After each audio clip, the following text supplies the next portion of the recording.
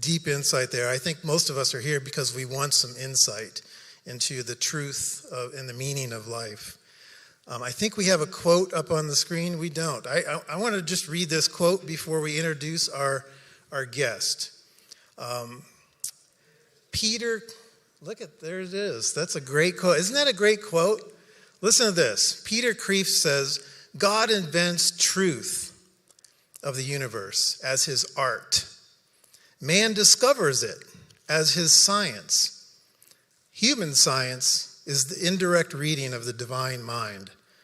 God is speaking to the world, and he has spoken to us many, many times. We just need to bear down and read the evidence and tune into what he's telegraphing to us through creation and through his word, and that's what we're going to do. So this evening, we're gonna dig right in here. This evening, we're kicking off Insight is 2020 with a very special guest speaker. He could not be here in person because of the heavy-duty COVID restrictions in the UK. Our speaker is the Emeritus Professor of Mathematics at the University of Oxford. He's the author of numerous books on the philosophy of science, God in Science, and his two latest works, Where is God in a Coronavirus World? And 2084, Artificial Intelligence and the Future of Humanity. Good stuff. And he has a movie releasing in theaters all over the place on November 19th called Against the Tide. I think we showed the trailer. We're going to be showing that some more. Please join me in giving a warm Tucson welcome to Dr. John Lennox.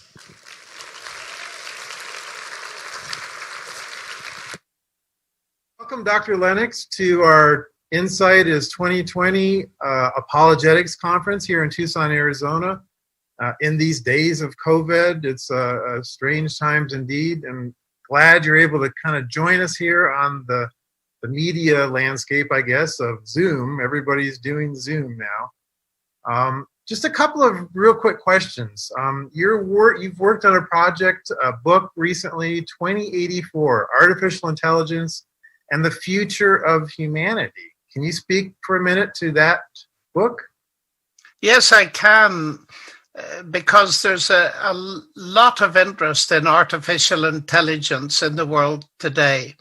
And many people don't know what it really is, and they feel it's very scary. And I wrote the book to try to inform people to think about, firstly, the AI that really is working and its beneficial sides. For example, in medicine and looking for vaccine for COVID-19, but also the potential ethical downsides with surveillance technology. And then I devote the second part of the book to the more futuristic artificial general intelligence, the quest for superintelligence, which of course at the moment is largely hype because no one is anywhere near it. And I relate it to biblical statements about the future as well. Okay. Well, and people can get that book at 2084book.com if they're interested. They can indeed, yes. It's available on Amazon and in bookshops. Okay. And you've also been busy on a movie project that's actually releasing in theaters November 19th everywhere, it sounds like. Yes, it is. It's coming out for a one-night release, so far as I know, Against the Tide, and it features Kevin Sorbo, who is discussing with me the big questions about God and science, and that's mostly filmed in Oxford, and then the more specific questions about why, as a scientist, I am a Christian, and that is filmed largely in Israel. Okay, and I know that those kinds of ideas and that's a passion of yours, to make sure that the evidence that is all over creation gets a fair hearing in the public square, and it seems like this movie is addressing some of that. That's exactly the idea, and that's why I'm honored to be invited to be part of this conference in one of my favorite states in the US, Arizona, with its dark skies that are wonderful for astronomy. I envy the people that have been able to go in person. Oh, great, great. Well, I'm going to step aside in this Zoom room, so to speak, and I'm going to hand this over to you. And please tell us what is on your heart and mind tonight. Well, thank you very much indeed. I'm really delighted to be talking to you because the topics being considered at the Insight is 2020 are so important. And the big question that I'm addressing is the science God question. Has science buried God? And we ask that question because there's a widespread feeling that there is a conflict between science and God. And I think one of the most perceptive remarks that's been made about that is Alvin Plantinga's remark. He wrote a book entitled Where the Conflict Really Lies. And he made two statements, which I regard as very important. Firstly, the alleged conflict between science and theism is superficial. There is real concord. On the other hand, the alleged concord between science and atheism is superficial. There is real conflict. So having asked the question, has science buried God? I'm going to suggest the answer to that is no, but science may well bury atheism. But more of that as we proceed. Now, where does the conflict really lie? It doesn't actually lie at the level of science versus God. We can see that very easily. Let's look at two famous Nobel Prize winners for physics, Steven Weinberg and Charles Townes. Both of them geniuses. They've won the top prize. But what divides them? Well, Steven Weinberg is an atheist and Charles Townes was a Christian. So the real conflict is not between science and God or theology, but it's between their worldviews, atheism, naturalism, and on the other hand, Christian theism. And the first point I want to make here is that their top scientists are to be found on both sides of the worldview divide. But we need to push that a little bit further because not many people realize that from 1900 to 2000, over 60% of Nobel Prize winners believed in God. And you'll forgive me as an Irishman quoting our only Irish Nobel Prize winner for physics, E.T.S. Walton, who was a Christian, who said one way to learn the mind of the Creator is to study his creation. We must pay God the compliment of studying his work of art. And this should apply to all realms of human thought. A refusal to use our intelligence honestly is an act of contempt for him who gave us that intelligence. So let's step back.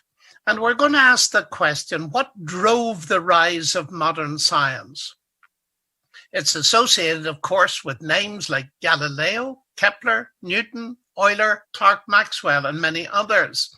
Let's take Clerk Maxwell first, often called the Scottish Einstein. On the door of the world-famous Cavendish Laboratory in Cambridge, he insisted on having the following words from Psalm 111 inscribed. Great are the works of the Lord, to be studied by all who take delight in them. And the point I wish to make is all the names that I've just given you, they were all believers in God. And that raises a very big question. Is there a connection between faith in God and the ascent of modern science? C.S. Lewis puts it very neatly when referring to Professor Whitehead's view. And he says men became scientific because they expected law in nature, and they expected law in nature because they believed in a legislator. This substantiates Plantinga's point. The alleged conflict between science and theism is superficial. In fact, I often say that I'm not remotely ashamed of being a scientist and a Christian because arguably my subject is a legacy of the Christian worldview. But having said that, we're all aware that many famous scientists today have been and are atheists.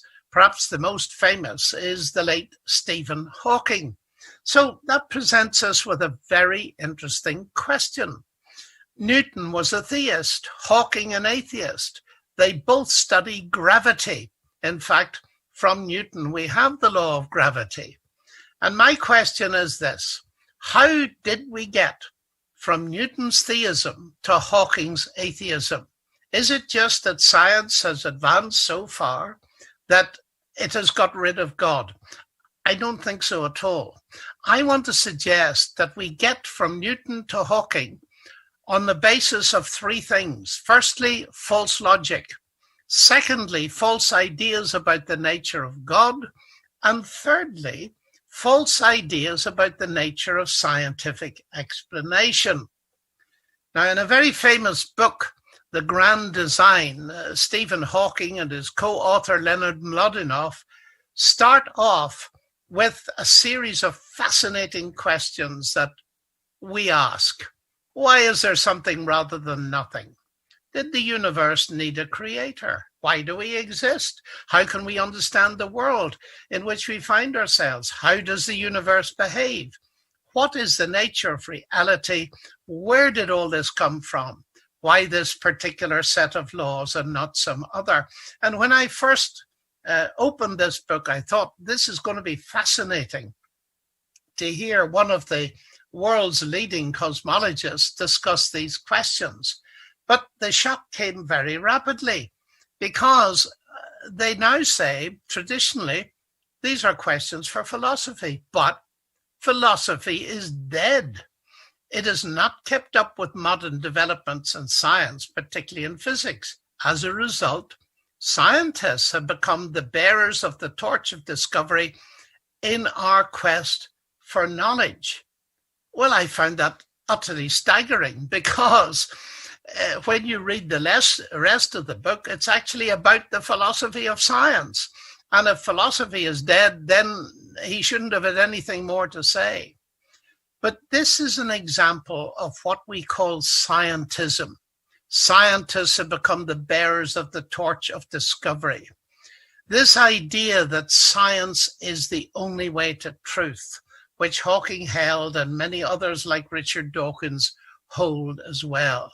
Perhaps one of the best expressions of it was by Bertrand Russell, the philosopher, who didn't always agree with the idea, but he expressed it in these words: whatever knowledge is attainable must be attained by scientific methods, and what science cannot discover, mankind cannot know.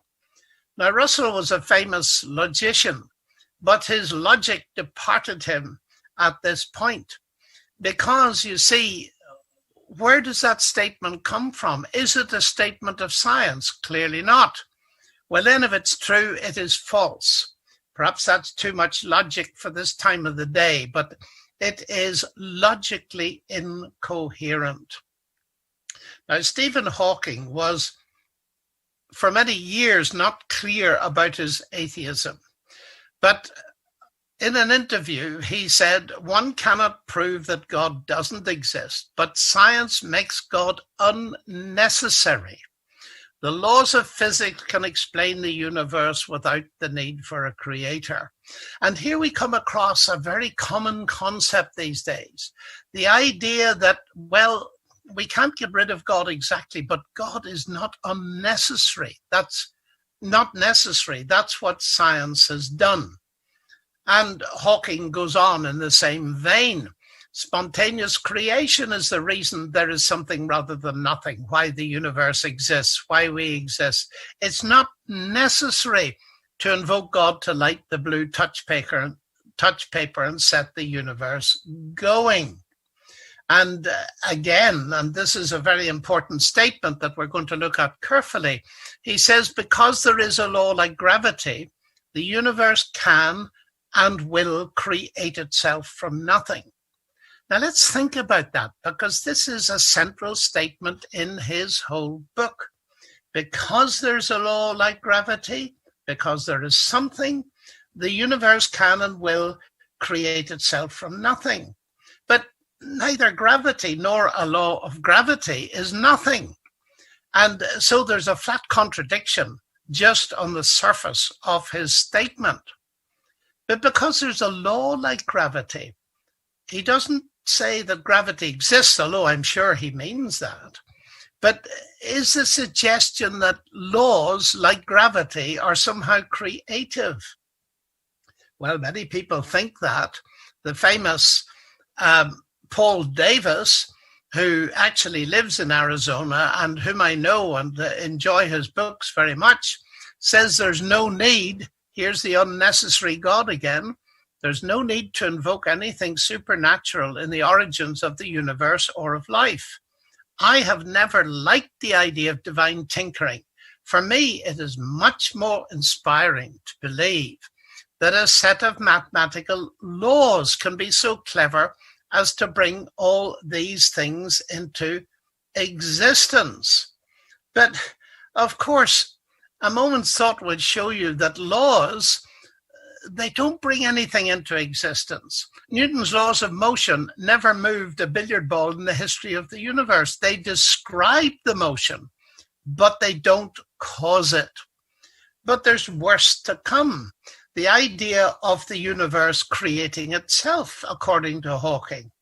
But for anything to create itself, it must already be in existence. And to create itself from nothing, well, what is nothing? And one discovers, when one investigates many of these writings, that nothing isn't actually nothing. It may be a quantum vacuum and so on. But one of the most astonishing statements made about nothing, again, was made by someone who was in Arizona, Lawrence Krauss. Surely, he wrote, nothing is every bit as physical as something, especially if it is to be defined as the absence of something. Well, that's sheer nonsense, ladies and gentlemen. That's all I can say about it. And it serves to show us a number of things. First of all, statements by scientists are not necessarily statements of science. And secondly, nonsense remains nonsense, even if scientists are saying it. I love the quote from Richard Feynman, the famous Nobel Prize-winning physicist. He said, outside his field, the scientist is just as dumb as the next guy.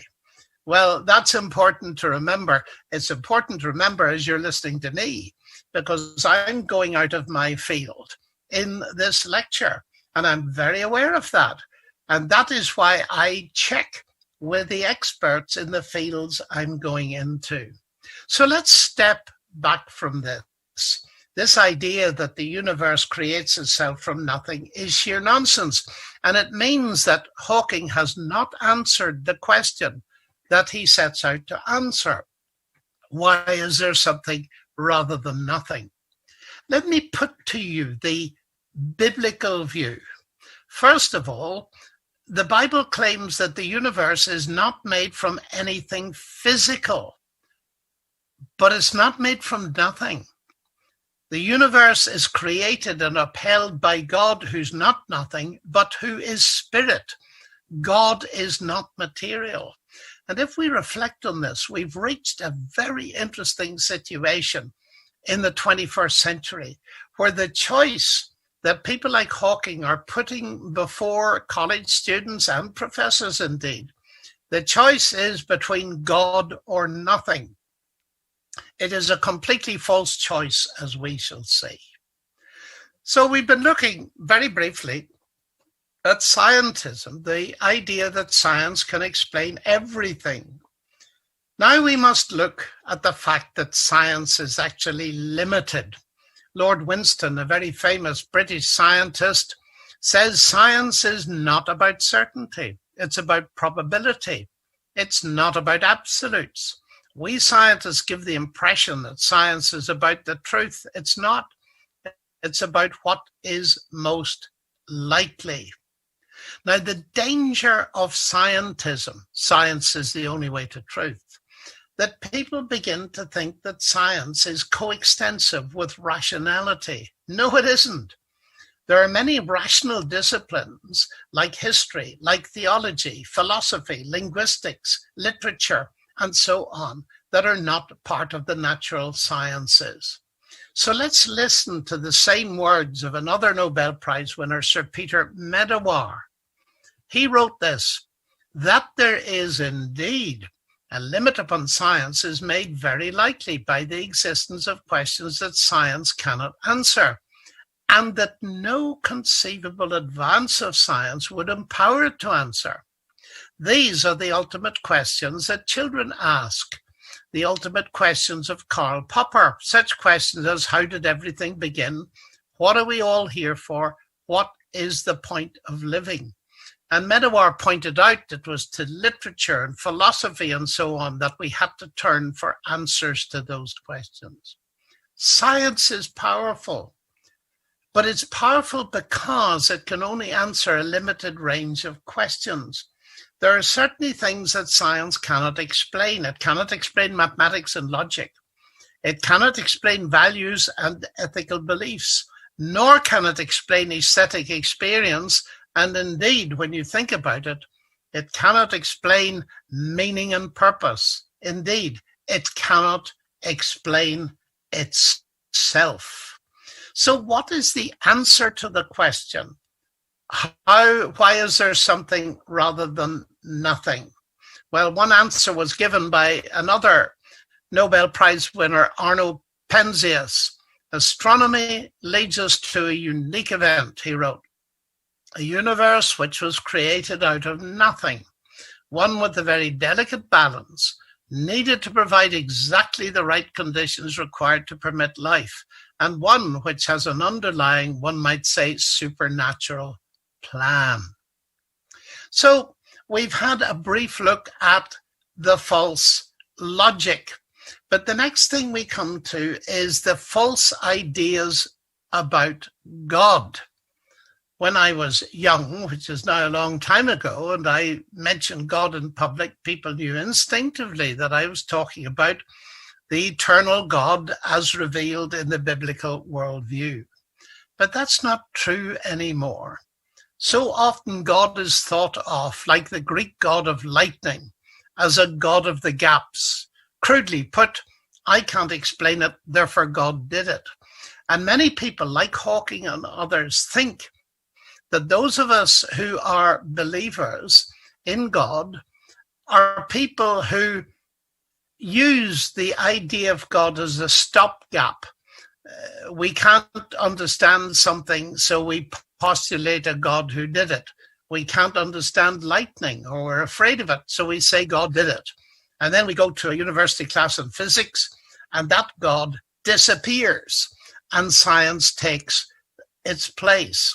Well, let me say this. Science is very good at destroying those gods, and a good thing too. But listen very carefully to this statement about gods of the gaps. You see, if you define God to be the explanation for what science has not yet explained, then, of course, you have to choose between God and science as a matter of logic. And when I realized that, I understood why Hawking and others say to people, look, you've got to choose between science and God, because their concept of God is an explanation, an X placed to stand there for something that science has not yet explained. But we need to grip this. The God of the biblical worldview is not a God of the gaps. He's God of the whole show. He's God of the bits we do understand and the bits we don't. In the beginning, God created the heavens and the earth. That is everything, not just the bits we don't understand. In the beginning was the Word, says John's Gospel. All things came to be through him. And without him, nothing came to be that came to be. Now, this is hugely important. And in fact, it's the bits of the universe we do understand that point most strongly towards God. That was Newton's view and Kepler's view and Galileo's and so on. Just as the more that you understand about engineering, the more you could admire the engineering work that goes into the space shuttle, not the less. So now we come to the next false idea that leads to atheism, and it's about the nature of scientific explanation. We looked at scientism, the idea that science explains everything, and we saw that it doesn't. But when we say that science explains, and of course it does, but what exactly does it explain? For instance, what does the law of gravity explain? Now, I used to think it explained gravity until I read Newton and discovered that that's what it doesn't explain. And Newton didn't claim that. He saw gravity, a brilliant mathematical equation that enables you to do calculations about the effects of gravity. But the law of gravity does not tell you what gravity is. So even within science, which may surprise many people, even some scientists, scientific explanations are rarely complete. They only give you some aspect of the subject. Indeed, so far as I know today, no one really knows what gravity is. Then the next thing about explanation is it comes at different levels. Why is the water boiling, for example? Well, because the molecules of water are being agitated and the water is vibrating, and so it's boiling. Why is it boiling? Well, it's boiling actually because I would at this very moment love a cup of good English tea. Now, that's an amusing, simple example, but it's a powerful indicator that you can have two very different explanations for the same physical phenomenon. The scientific explanation in terms of water being heated by energy, and the agent explanation in terms of my desires for a cup of tea. Those are explanations in terms of law and mechanism in the science side and personal agency on the other side. Now think about them.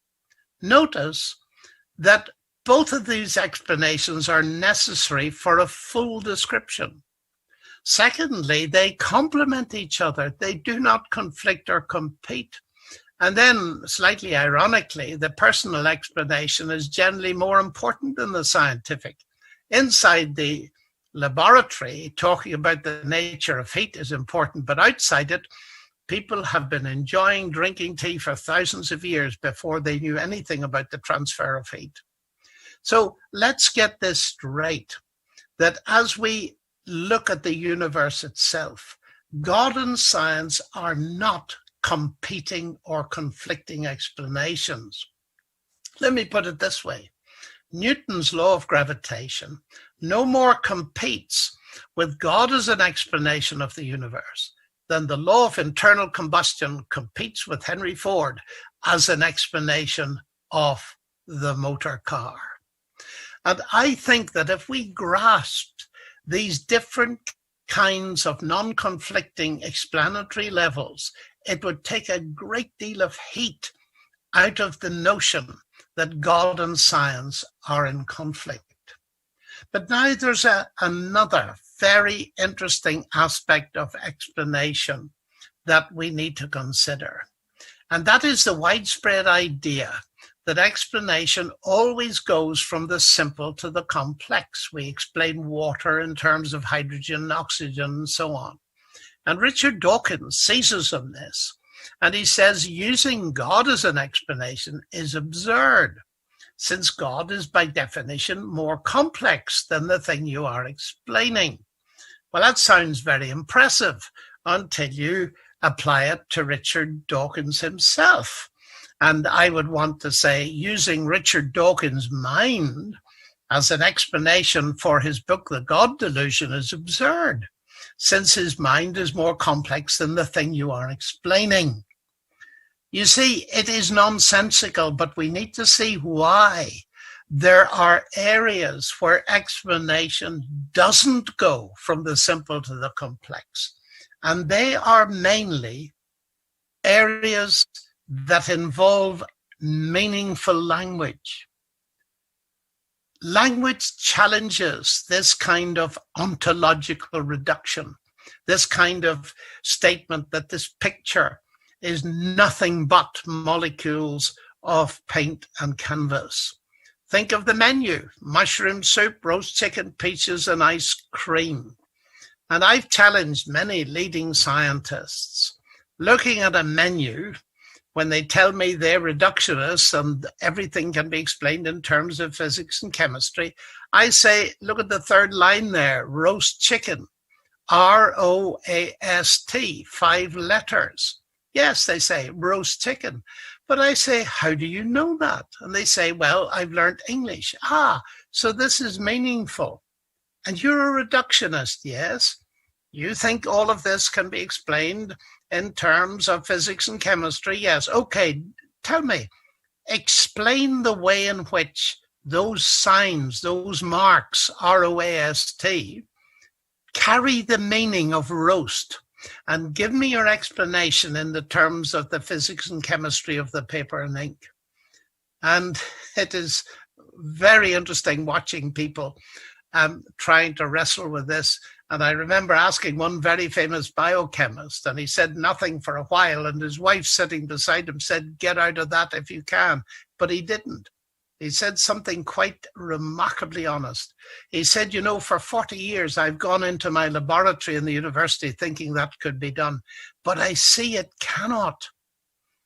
He said, where did you get that idea? Well, I said, I got it from a Nobel Prize winner, don't worry. Oh, he said, that's a relief, because he could see I wasn't bright enough to have an idea like that. Roger Sperry: the meaning of the message will not be found in the physics and chemistry of the paper and ink. Now, this is crucially important. We looked at a word with 5 letters in it, but there's a much bigger and more important word with 3.2 billion letters long, at least so in the reference human genome. It is DNA, the human genetic code in the human genome. And we've discovered that the foundation of organic life, there is this phenomenally long word with all the letters, the chemical letters, in the right order. And in recent years, there have been spectacular discoveries made about the nature of DNA that go way outside the rapidly outmoded neo-Darwinian paradigm. First of all, it's been discovered that DNA functions as a read-write database, not only as a read database. Then there are levels of complexity in the organism above the level of DNA, the epigenetics level. And a lot of this research has been done in what is now called systems biology, that is revealing vast new realms of levels of complexity that were not dreamt of in years before. Just let me give you one example of a molecular machine, kinesin.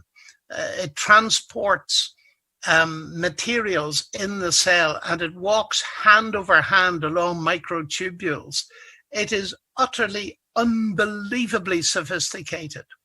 And here we have indicators, it seems to me, strong indicators of very deep and multi-layered intelligent input into the organic materials in our universe.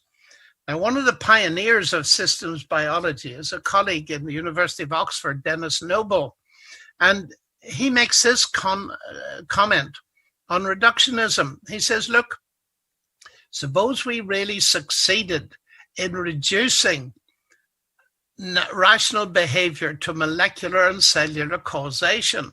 In that case, we would no longer be able meaningfully to express the truth of what we'd succeeded in doing. In any event, the question does not arise. No such reduction is conceivable. So let's now think more carefully about this matter of language. I want us to do a little bit of thinking about thinking, mathematics, and the human mind. Now, the most remarkable thing about the universe, as Einstein put it, the only incomprehensible thing about the universe is that it is comprehensible. It's mathematically comprehensible.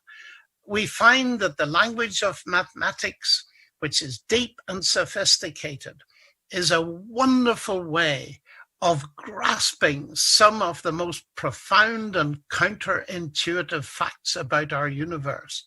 The universe is rationally intelligible, and that is something that all scientists have to assume. You cannot assume, you cannot do any science without believing that science can be done. In other words, what I'm saying, ladies and gentlemen, and please note it, all scientists are people of faith, not necessarily faith in God, but they believe in mathematics and that science can be done.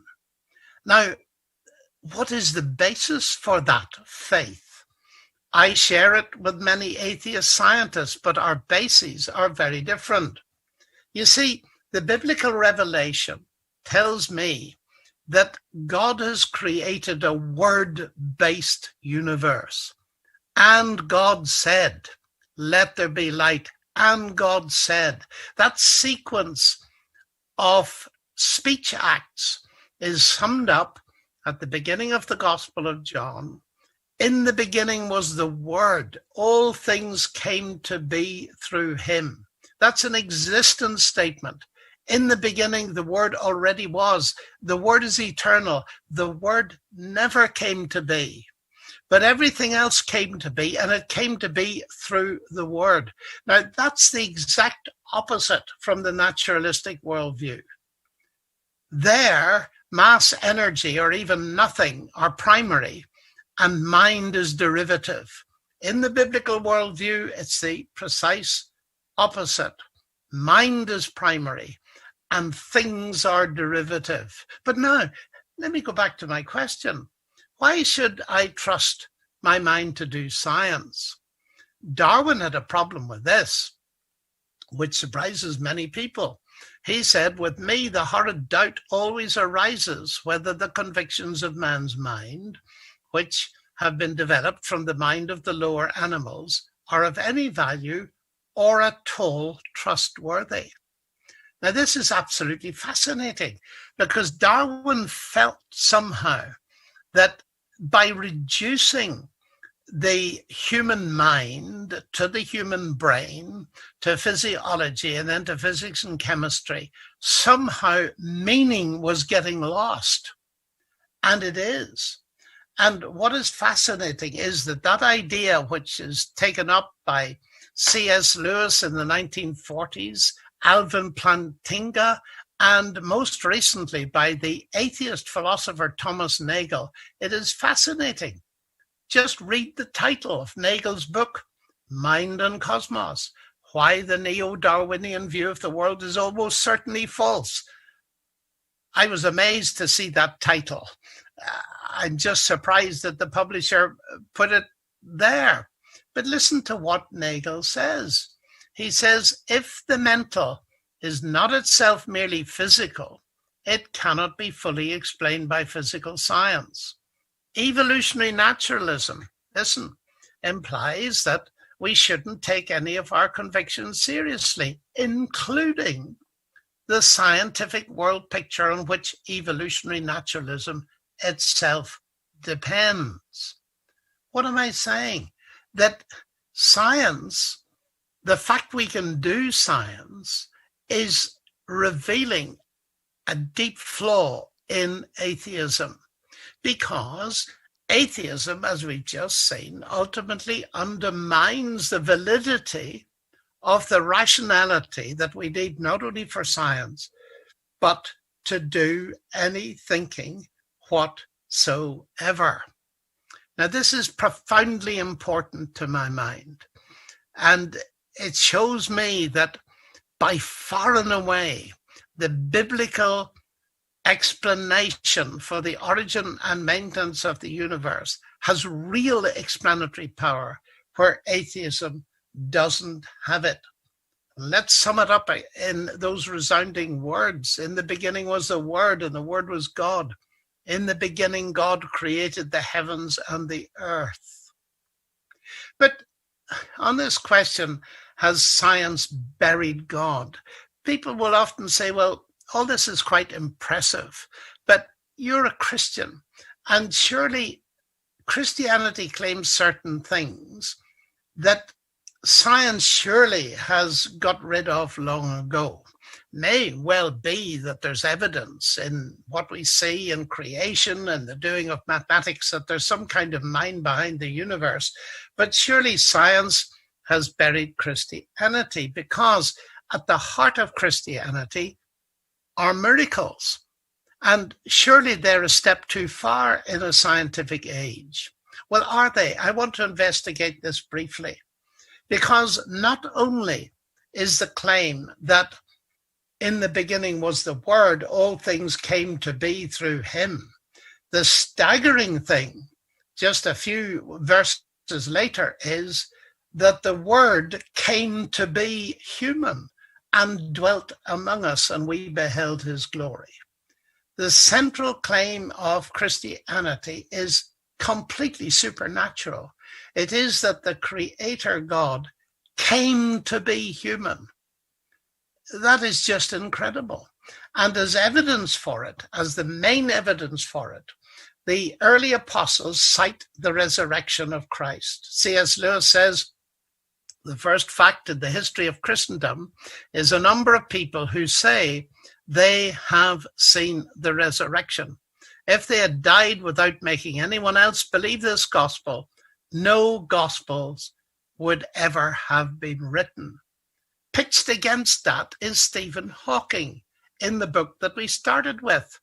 He says scientific determinism is the basis of all modern science. So, if we involve God, the real crunch comes with the question, are there miracles, exceptions to the laws? This book is rooted in the concept of scientific determinism, which implies that the answer is that there are no miracles, no exceptions to the law of nature. Now, again and again, I am told that this is the case, and it really comes to us as what I call an erroneous Enlightenment legacy. David Hume, the Scottish philosopher, wrote, "A miracle is a violation of the laws of nature, and as a firm and unalterable experience established these laws, the proof against a miracle from the very nature of the fact is as entire as any argument from experience can be imagined." Well, that sounds very impressive, but Hume was wrong. Miracles are not violations of the laws of nature. Suppose, and I'd very much like to be, that I was enjoying your hospitality in Tucson, and I was staying in a hotel, and I put $100 tonight in the drawer by my bed. And then tomorrow I put another $100. So I've got 1 + 1, $200. If I wake up in the third morning and find $50, what is my conclusion? Is it that the laws of arithmetic have been broken? Or is it that the laws of Arizona have been broken? Well, it's obvious that the laws of Arizona have been broken. But how did I know that? Because the laws of arithmetic have not been broken.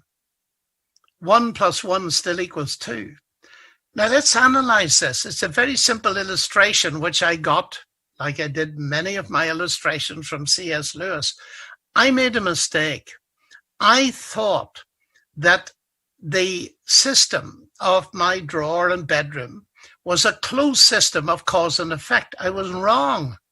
You see, the laws of arithmetic tell me that 100 + 100 is 200, but they are not able to prevent a thief putting his or her hand in from the outside and stealing $150.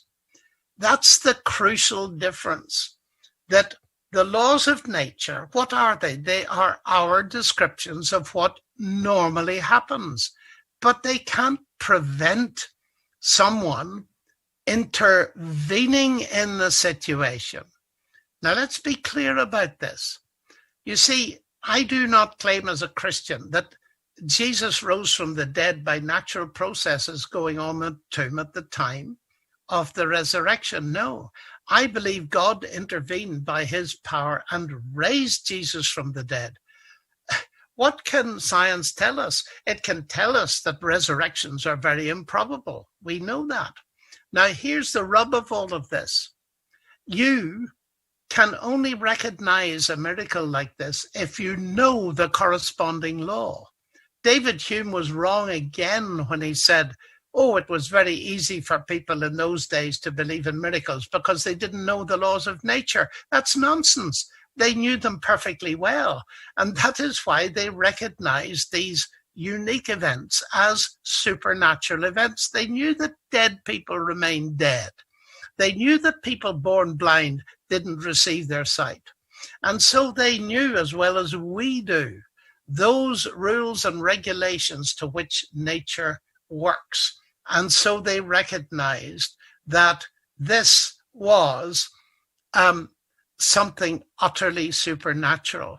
So as I approach this, science hasn't buried God in the sense of the creator God who invented the universe. It comes from his mind and he upholds it and is carrying it towards his destiny. Nor has science obliterated Christianity. Now, in order, of course, to investigate Christianity, we must realize that just as in science we look for evidence, so Christianity is evidence-based. That is very important because the new atheists have come to the conclusion that faith is a religious concept, which means believing where there's no evidence. That is entirely wrong. Faith in English derives from fides in Latin, with ideas of fidelity, reliability, trustworthiness, and so on. Here is what the faith required by Christ is and involves. John in chapter 20 says, now Jesus did many other signs in the presence of the disciples. Those are what we often call as miracles, which are not written in this book, but these are written. Why? So that you may believe that Jesus is the Christ, the Son of God, and that by believing you may have life in his name. Now that is so important. John is claiming that his book consists of a group of signs. They're pointers. They point to who Jesus is, and they form the basis for faith. Faith in Christ is not a leap in the dark. It's a step into the light based on the evidence. And it's sufficient to believe that Jesus is the Messiah, the Son of God, those two facts. And then by taking a further step of commitment, we can experience life in his name. Now, this is important, ladies and gentlemen. Many people say to me, look, you're a scientist. Don't you believe in testing ideas? Indeed, I do. Well, then you can't be a Christian because Christianity is not testable. Well, who told you that? Of course it's testable. Christ claimed, for instance, that if we were to repent and trust him for the salvation and forgiveness and peace that we so desperately need, at least I do, you can speak for yourself, then we would receive that forgiveness. We would experience peace with God. We would have a new life and a new power. And again and again, I meet people, young people and older people through my life, and they may well be in despair. They may well be in some kind of narcotic addiction, or their relationships are toxic. And then I meet them a few months later and they're radiant and they're peaceful. And I say, what has happened to you? And they may say, well, I became a Christian, or I met Christ, or I was born again, or. But 2 and 2 make 4. And if you've seen this, as I have done many times, you come to the conclusion that it actually works. There is real evidence in our experience that Christ does exactly what he promised to do. John says he came to his own. His own people did not receive him, but to all who did receive him, who believed in his name, he gave the right to become children of God. That goes way beyond anything science can tell us, but it's not irrational. It comes from the fount of all rationality, the Word that created the universe, who became human and lived among us. And so, to sum up, the evidence indicates that science has not buried God, but it is doing a very good job of burying atheism. Thank you so very much for inviting me. Enjoy the rest of the conference. God bless you all.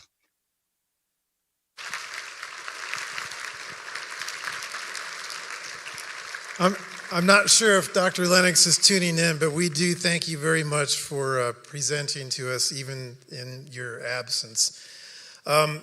Just a reminder to some of you who might be confused, some of our presentations this evening only, 2 of them, are not live because of COVID restrictions on our speakers.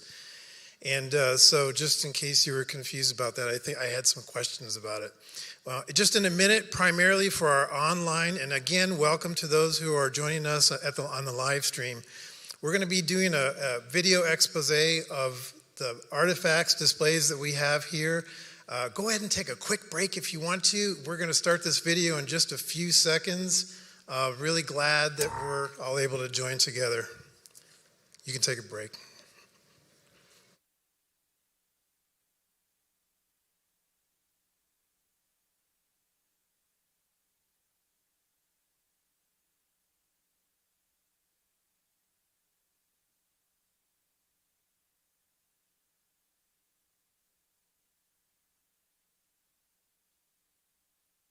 We hope you're being blessed and edified by our Insight 2020 conference here at Calvary Tucson. We want to take a moment to welcome our online viewers and our host sites, and we have a special bonus for you guys. I want to welcome Dan Hodges with Aspire Church here in Tucson. Welcome, Dan. Thank you so much. You brought some pretty cool stuff to show us. What did you bring? Well, thanks for the warm introduction. It's important to realize, yes, this is really cool stuff. It's really old stuff, but what's the significance behind it? So what I'd like to do is just take you on a quick tour through our site with the various manuscripts and artifacts. But keep in mind there's a reason that we're doing this. It's not just for museum purposes. There's real spiritual significance to it and a reliability of the scriptures that we can show. What we have here, for instance, is a Torah. It's called a Rima scroll. Every synagogue, Jewish synagogue, has one. There's 5,845 verses in a Torah. 245 columns. You'll note when you get close, they're sewn together. There are panels of 3 columns that are sewn together. When they're put together, they're actually put on what's called gevel skin, which is a lamb skin that has been blessed by the priest. And as the sofer, which is the author that copies these, the copyist, his hand must touch that. They typically do a ceremonial washing. It can take up to a year to do a Torah scroll.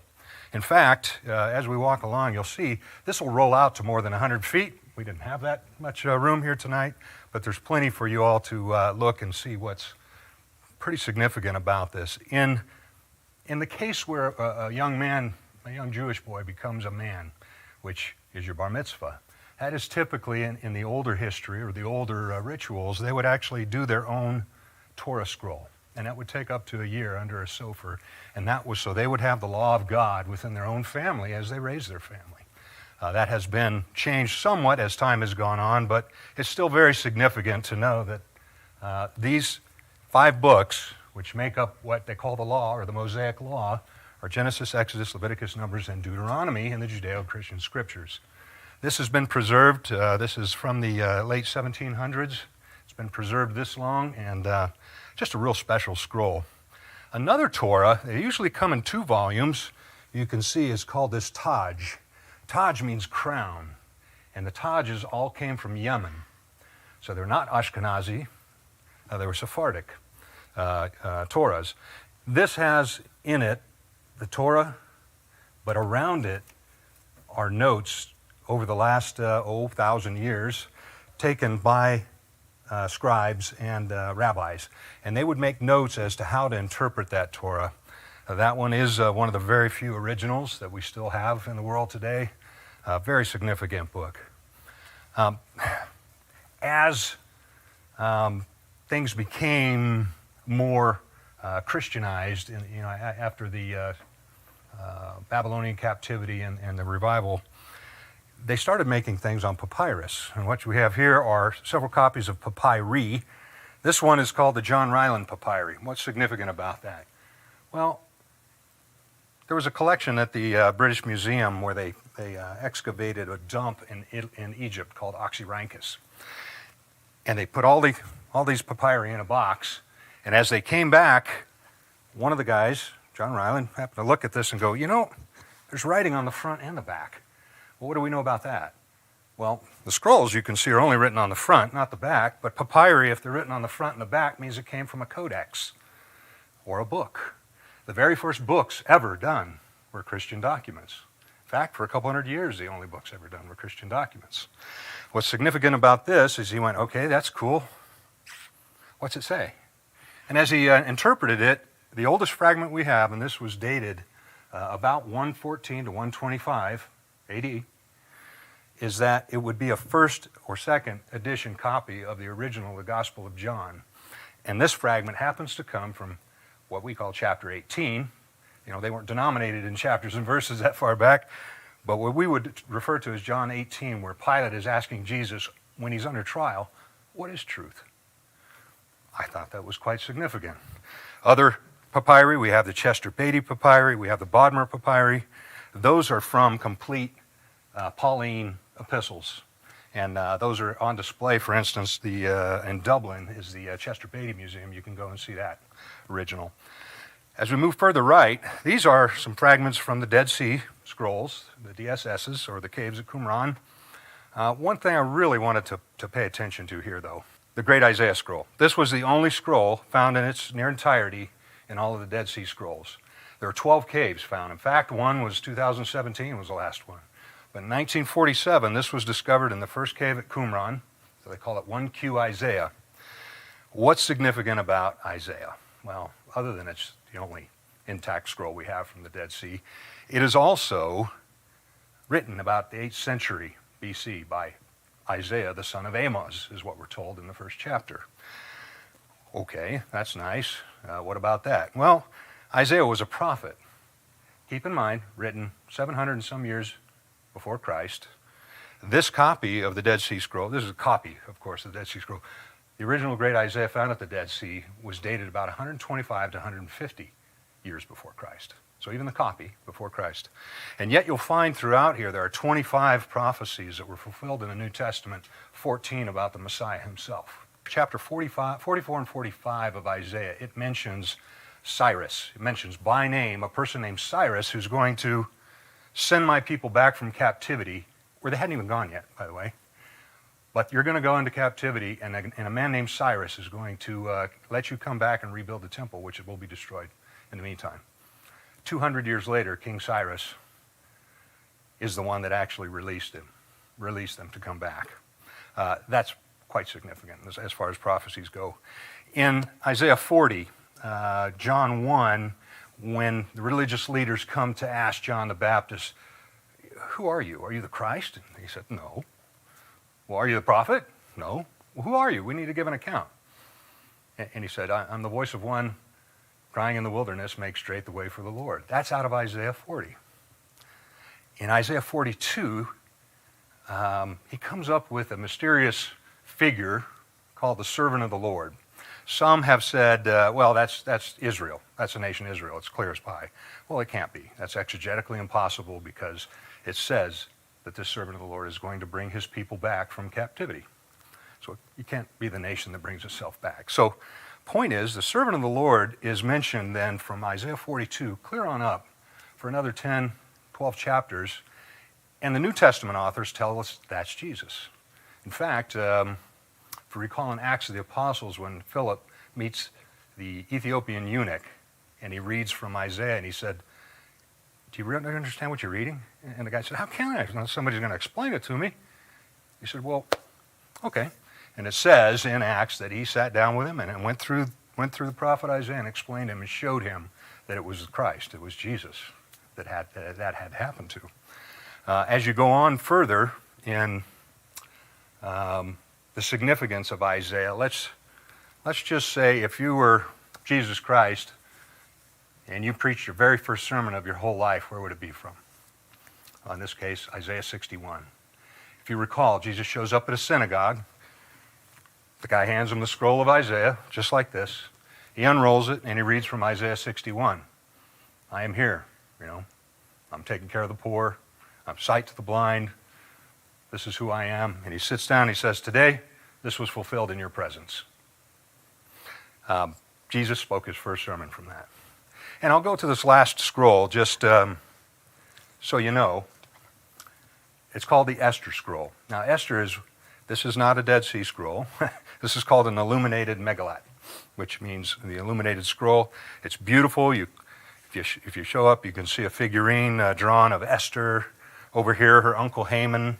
And along the top, you'll see a king, which was mentioned in the book of Esther, called Ahasuerus.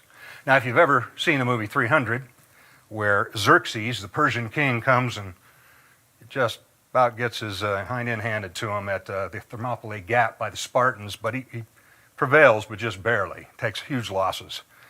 History tells us his name was Ahasuerus. So between the first and the second chapter of Esther, you see a gap of about 6-7 years. And that was between when King Ahasuerus ditched his old queen Vashti for embarrassing him, and he's gone for 6-7 years. But during that first chapter, the reason she embarrassed him was he had all of his military commanders there, and they were feasting. So at that point, he does his military campaign, he comes back. Everybody has said in the interim period, well, the Jewish holiday Purim, which is based on the story of Esther saving her country, is mythological. But in archaeology, it was discovered in Shush, Iran, or Susa, the citadel of Susa. They discovered Ahasuerus, Xerxes' tomb. They discovered a lot of things. What they finally figured out was the book of Esther gives us almost the most clear picture of the life of that era that exists today. It's not myth, it's truth. It's not just prophecy, it's fulfilled.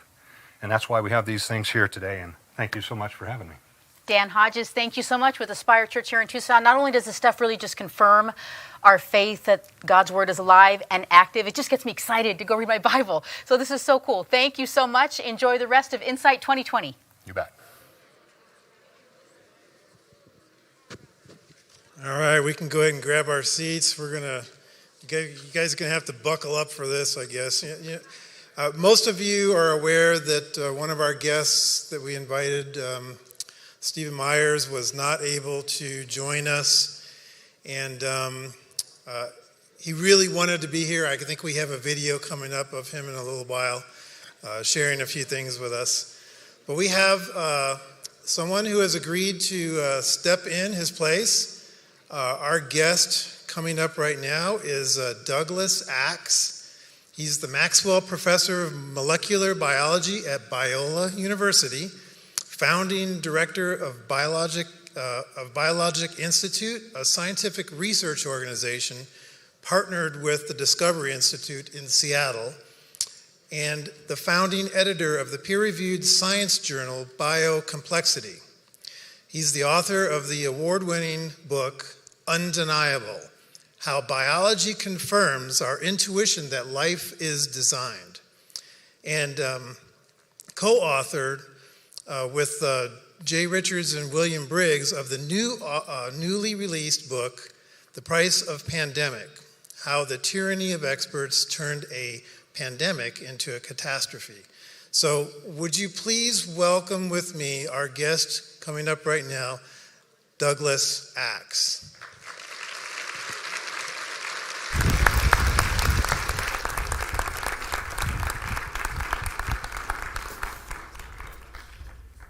Thank you.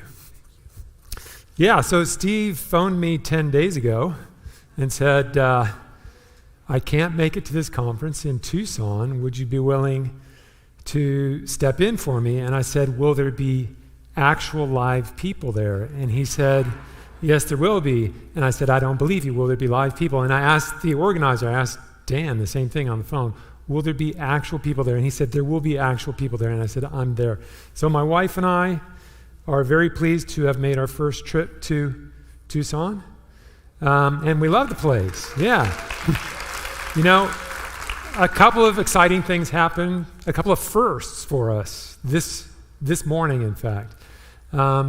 We live in Orange County, and we thought until today that we had legitimate cacti in Orange County. We were blown away by the size of the cacti here. There's nothing like that where we live, so we love that. We're having breakfast out on the patio, and a bird came up, and I was saying, what kind of bird is that? And I thought, that's a roadrunner. I thought that was just a cartoon character. There's actual roadrunners. I've seen the first roadrunner. So 2 firsts for us. We're delighted to be here, and I'm delighted that you're all here. It's great to gather, and this has been a difficult season for me. I love gathering with people. I've had lots of conferences canceled. The last conference I gave was in January in Dallas, and then everything got canceled. So it's great to be here with actual people. Now, also, when I was listening to John, he's a friend of mine, I kept whispering to my wife, that's one of my points. That's one of my points. That's one of my... So I'm glad that my points sort of coalesce around points that John's making. I'm going to make them a slightly different way, and sometimes it's good to hear good points made in slightly different ways multiple times because they're kind of complex. At least part of what I'm talking about is going to resonate a lot with what John said. So how 4-year-olds grasp design better than most biology professors. I like to put a little edge in my titles. I like to offend people if I can. So this is largely based on this book called Undeniable, How Biology Confirms Our Intuition that Life is Designed. And the idea of this book was, although I've spent decades doing laboratory technical research with other people and publishing peer-reviewed science papers looking at testing Darwinism and whether it can work at the level of single genes and finding that it doesn't work, when I got an opportunity to write this book, I felt like a better approach than simplifying the science would be to show people that this isn't really a technical question. The question of whether we are cosmic accidents or whether we were made by a personal God is a common sense question. It's not really a technical question. And really, it can be more potent to understand it that way as a common sense question. Because if we make it a technical question, then if you don't have a PhD or you haven't done scholarly work on it, then you really don't have a right to speak to it. But if it's a common sense question where we all really know it's true, then everybody has a right to speak to it. And I think that's what this really is.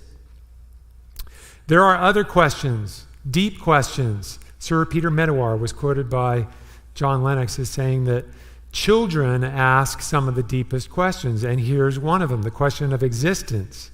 And I want to show you that on some of these deep questions, children also answer them better than the experts sometimes. So here is a true expert, historical expert on the question of existence. His name was Gorgias. It had nothing to do with his looks. One of the Greek philosophers who spent his whole life asking what is the nature of existence, what is the set of things that exist, what can we say about existence. And toward the end of his life, he came to this conclusion. I contend that you and I have not spent nearly as much time as he did on that, and we may not be nearly as smart as he is, but we know that he got it wrong, okay? We know that he got it wrong. In this case, there's something obvious, and sometimes very bright people can spend a lot of time on questions and they somehow lose the obvious by getting too drilled in on things that are highly technical. And something like that, I think, has happened on this question, the question of origins as well. There's an obvious answer to the question, are we here by accident? And the 4-year-olds get that. But somehow you can get trained out of it. So you can be a professor of biology and think that the 4-year-olds have it wrong. Well, I'm here to say that the 4-year-olds actually have it right. Here, I'm not the only one noticing that the 4-year-olds attribute design to God. This is a quote from a Wall Street Journal article by UC Berkeley psychology professor Alison Gopnik. She wrote, "By elementary school age, children start to invoke an ultimate godlike designer to explain the complexity of the world around them, even children brought up as atheists." And when I read that, I was working on the book. When I read that, I thought, that's interesting. So atheist parents can be trying to raise their kids to be atheists, and they find that they're having their kids attributing a butterfly to a godlike designer. And they must look at each other and say, did you tell her that? No, I didn't tell her that. Did you tell her that? No. Somehow, she just got that on her own. A 4-year-old understands this. That's interesting. That means it must be sort of a built-in thing that we all understand this. Here's an article where the quote came from, called See Jane Evolve, Picture Books Explain Darwin. So Gopnik was not saying this is good that the 4-year-olds get this. She was saying it's bad that the 4-year-olds think this way, because that causes more work for the high school biology teachers and the college teachers who are going to have to undo this bad thinking and teach them Darwinism. So why not start earlier with picture books from, age 4? You start reading them to your kids and teach them about Darwin earlier on. Well, if she's right about that, it's an elitist view of science, isn't it? It's a view that looks like this. Only the learned, the scholars, the people with the PhDs in the academy, they stand on a peak. They see things clearly with respect to our origins. And the rest of us are dependent on them. The rest of us are down here on the low ground, looking up to them to receive wisdom from them, because otherwise we're helpless. And the wisdom they're giving us on origins is a philosophy that's called materialism, broadly. So Darwinism comes under materialism. Materialism is the idea that there is nothing other than matter and energy, space and time. Atoms and molecules is everything, okay? It's all physics. And so you say, does that mean there's no God? And they would say, yes, that means there is no God. God is an idea that came about after humans evolved through a physical process, and humans started to invent deities to solve their problems. And God is an invention of humans. It's all physics. That is the idea that owns the academy right now. However, if the 4-year-olds are right, the true picture looks more like this, okay? The academy has dug itself into a hole, and once you're in there, you can't easily get out of it. And the 4-year-olds and the rest of us see on these big issues, I'm not saying quantum mechanics. Yes, you need to be an expert to understand quantum mechanics, but who needs to understand quantum mechanics? To understand the big things like where did we come from and where are we going, we get that just fine through common sense and through what's innate in us. It's the thing that tells the 4-year-old, whether their parents are atheists or Christians, when they see the butterfly, that was made by a godlike designer. So, if this is the picture, then it reminds me of a certain children's story about a naked emperor, right? Because this is an interesting story, because everyone knows what's true, but they're pretending that they believe something else. And why are they pretending? It's to look good, right? It's to look smart. And I think something like that is happening in the academy. Once you become aware of the fact that the smart people think a certain way, and you want to be smart, you want to be thought of as smart, that applies a certain peer pressure to you that you need to think that way as well.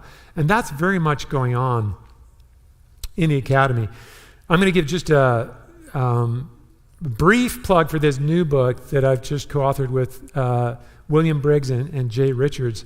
And it might seem like this has nothing to do, what does COVID have to do with evolution? Well, it has this to do. The title is The Price of Panic: How the Tyranny of Experts Turned a Pandemic into a Catastrophe. Here's the thing that is the connection, the tyranny of experts. That I think we're living in an era, we're seeing playing out in 2020, how a handful of people, I'm not dissing expertise, it's a good thing, but when a handful of experts starts to get control and the ability to exclude the other experts, and by the way, there are experts who are disagreeing with lockdowns, but you're not hearing about them because the experts who have gained control of the microphone are excluding them, okay? So this is the problem. The problem is not expertise, the problem is tyranny of the experts, and that's the connection between this book and biology, because guess what? There are experts in biology who say evolution doesn't work. And there are experts in the philosophy of mind, like Thomas Nagel, who was quoted by John Lennox, who say it doesn't work. But you don't hear much from them because, again, the microphone has been taken away from them. I have a friend at Harvey Mudd College who just authored a paper with these other people at Harvey Mudd and at Claremont McKenna that coins this wonderful term, a Castro consensus. So you hear people talking about the scientific consensus says this. Well, this paper is saying a lot of the times you hear about that, it's really a Castro consensus, meaning this is reference to Cuba. Yes, you can get a consensus if you threaten the people who are trying to disagree with you, but that's not a useful consensus. Here's a quote from that paper. A consensus can only be trusted to the extent that individuals are free to disagree with it. Otherwise, it's peer pressure, right? And so when you're hearing these references to the scientific consensus is this, you're usually hearing about a Castro consensus. And I hope that term deserves to become very popular, so I hope it circulates. Okay, I went the wrong way. I'm going to give you, what time did I start, by the way? Because I want to take my full, I started at, let's say I started about 7:30. No. I'm going to take my full 45 minutes. I'm going to give you two arguments that are common sense arguments, and they're powerful arguments against materialism. And one of them I call the argument from introspection, and this one is going to resonate with what John Lennox just said. But it's going to be a slightly different take on it, but it's going to resonate with what you just heard from John Lennox. And the second one is going to be the argument from observation. And they're both commonsensical arguments. I'm going to pitch them in that way. So, the argument from introspection. What we mean by that, introspection, is just looking within, thinking about how we think or what it's like to be a human. The argument from introspection. And it starts with this idea that all human reasoning is founded on, it's grounded in assumptions, right? And some people might pretend that that's not true, that we can know things with certainty, that we're smart, that we've figured things out. Scientists, mathematicians, academics tend to sort of be arrogant in this respect. They think we know things that are not predicated or not dependent on anything at all. We know this to be true. In fact, all human reasoning and all human thought is ultimately grounded in faith. And I want to show you why that's the case. It's the case because I could be so totally insane that I'm not making sense of anything. And I'm not saying I am, and I hope you don't say that I am. But if we go through this exercise of saying, how do we know that we're not? You reach a humbling conclusion that actually we can't prove that we're not. And the reason that we can't prove that is, well, what if I am? What if I am so insane that all of this you're not actually out there, this is a delusion, I'm not able to string together any coherent thoughts at all. All the words that I think I'm speaking are nonsense. If that were true, what could I do to show that it's false? I couldn't do anything without presupposing that it's false, right? So we can't even embark upon this exercise of human thought without trusting that it's not a complete waste of time. We have to start with the faith position that maybe this isn't nonsense, maybe I'm not insane, maybe this is not an illusion, maybe there's sense to be made of this, but I only take that to be true on faith because I can't prove it to be true. Because if it's not true, I can't prove anything, because an insane person can't prove anything, right? So we take this to be true on faith and nothing but faith, okay? Once we take that to be true on faith, now we can do science. Okay, so don't let anyone tell you that science does not depend on faith. It does. We just proved it. If I'm insane, I can't do science, right? So I have to start by taking on faith that I'm not insane and there is sense to be made of all this. Now I can do science, but I have to take another thing on faith to do science. And that is that, okay, maybe I'm not insane, maybe I can think, maybe I can string thoughts together. Is this outside world that I think I'm experiencing, is it an objective thing so that I can study it, and then describe what I find to you. And then you go and study it. We drop balls, we do physics. I can describe things and hope that you can go do the same thing that I did, replicate my work, and you say, yes, he's right, or no, he's wrong. And then we can talk about it. We can only do science if that outside objective world is there. It's called realism. We take realism to be true. There's a real world out there. We have our internal world where we're doing our thinking, but we're thinking about stuff that's out there, and it's real. It really is out there. Well, you can't prove that it's out there, right? There's no experiment I can do with test tubes that shows that the real world is out there, because the test tubes are in the real world. If it's not there, then I'm not actually doing an experiment, right? So we have to take this to be true on faith, just as we had to take our sanity to be true on faith. Science will never prove that there's a real world out there. It assumes there's a real world out there, okay? You can only do science once you've taken these two things to be true, and only faith gives you these, right? Once you've taken these to be true on faith, now we can go and try to explain, come up with explanations about how the world works.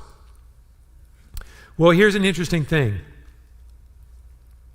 What if we were to do this and be very proud of ourselves for getting our PhDs and for getting positions in the academy and coming up with explanations of how the world works? What if some of our explanations have implications for these faith positions? And what if they're negative implications? Like, what if we came up with an explanation and we call it science and we laugh at people for not believing it? What if this scientific explanation we come up with, if we took it seriously, would totally undermine our confidence in thought, in our ability to think? You just heard a quote from Darwin, where Darwin was worried about this. How can we trust an evolved mind from lesser animals? He was worrying about this. What if our supposed scientific explanation undercuts our confidence in thought? Then it would undercut our confidence in science. We wouldn't be able to do science, and it would undercut the explanation itself. This is called the self-defeating explanation, okay? Is there such a thing? Yes, there is, okay? And materialism, the idea that there's nothing but atoms and molecules, space and time, matter and energy, is a self-defeating explanation. And I'm going to show you how you can know that, how you can be confident of that. I have a demonstration of this in the book Undeniable that talks about numbers. And I actually had an experience in my middle school years. In 8th grade, I had a really great math teacher who once stumped us by asking the question, where are numbers? And, we were saying, well, they're in our math book. And he said, no, those are numerals. Those are not numbers. Where are numbers? And we did not know what he was getting at, or even why are you asking us this? And eventually, after he tortured us with this for, seemed like ages, probably a whole minute, a girl said, well, they're in our heads. And he said, that's right. They're in our heads. Numbers are in our heads. And what he actually meant was they're in our minds, okay? And I'm going to show you there's a distinction between something being in our head, meaning in our brain, versus in our mind. And it's a distinction between being physical and being non-physical. So in the book, I asked the reader to imagine being in a brain imaging lab, more sophisticated than any real brain imaging lab. It's got futuristic imaging apparatus in it, and you're sitting there, laying there you're in a chair reclined, and they've got these probes all over your scalp and complex instruments all over that are showing images in real time, and they can zoom in and look at absolutely everything that's happening in your brain. This is beyond what they can really do, but let's pretend there is this. And let's pretend that the scientists there are asking you to count from 1 to 10 and sort of meditate on the numbers. Think about these numbers as you go from 1 to 10. Take your time. And you say 1, and you're thinking about 1, and you say 2. And they go, wait a minute. Okay, stop. 2. You just said 2. Is this what you mean when you say 2? When you said 2, is this what you mean by the number 2? This activated part in your frontal lobe, is that what you mean? And you say no, I'm perfectly content to say that my frontal lobe was activated when I'm thinking about the numbers. That's not what I mean by the numbers. That might be happening, but that's not what I mean by the number. And so they zero in. They say, well, you have to be meaning you have to be meaning something physical because there isn't anything but physics. These are materialist scientists. They say there's nothing but the physical world. So whatever you mean when you're using these words, 1, 2, 3, it has to be here somewhere. So let's drill in and look more closely. And they show you a specific synapse. This synapse fired with these neurons when you said 2. Is that what you mean when you say 2? And you say, no. I'm not denying that a synapse fired. Maybe there's a synapse that fired, but that's not what I mean when I say 2. And they insist you must mean something. There's nothing non-physical. You say, well, I'm meaning a concept. It's a counting number. It's 1 more than 1, 1 less than 3. And they're saying, you're talking about concepts as if there could be non-physical things that are real. And you say, yes, that's exactly what I'm saying. And they're saying there isn't anything that isn't physical. And your answer to that would be, if I take you seriously about that there isn't anything that's not physical, what you're saying is, I am fundamentally confused about every word that I'm using. Because I think, when I'm thinking, I'm manipulating non-physical things. And if you're insisting that I'm wrong, you're insisting that I'm crazy, okay? Because you're insisting that I am fundamentally confused about every word that I'm using. And if you're insisting that I'm crazy, then then all of this vanishes. We have these two choices. Either I am manipulating concepts, which are non-physical, and that's what I think I'm doing, or if you guys are right, I am being manipulated by neurons. I'm being tricked. But if I'm being tricked, this is a deception, and I should reject the whole thing. And if it's a deception, we're back to this, okay? I've just lost my confidence in my ability to think. I've lost science. You don't exist. I'm not in a brain imaging lab. That was a thought I had, but you just told me that I can't think. So now I don't believe any of it. And I've just lost materialism. So this is how the whole thing implodes. It's self-destructive. The conclusion is, I am either you give up on everything, including science, and of course none of these scientists want to do that. They want to preserve science. Either you give it the whole thing up and say, this is insanity, or you acknowledge that the non-physical is real, okay? And our thought life is real, and our mind is real, and is not our brain. We need a brain, okay? And I'm not denying that if you give me the propofol to put me asleep, it will affect the brain, and I will not be conscious. There's a connection between the brain and the mind, but they are not the same thing. The mind is thinking. The mind is not physical. Thoughts are not physical. Brains do not think. So here's the picture of reality then, and it has to be this.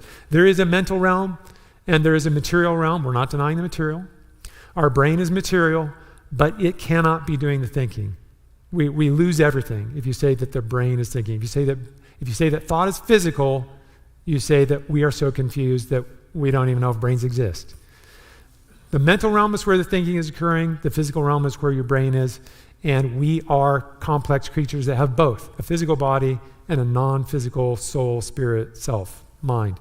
It has to be that way. Otherwise, everything implodes. Okay, that's the argument from introspection. And a lot of that resonated with what Dr. Lennox said. And that's pretty good company. I like to agree with Dr. Lennox. Now we're going to talk about the argument from observation. So this will be stuff that Dr. Lennox didn't say.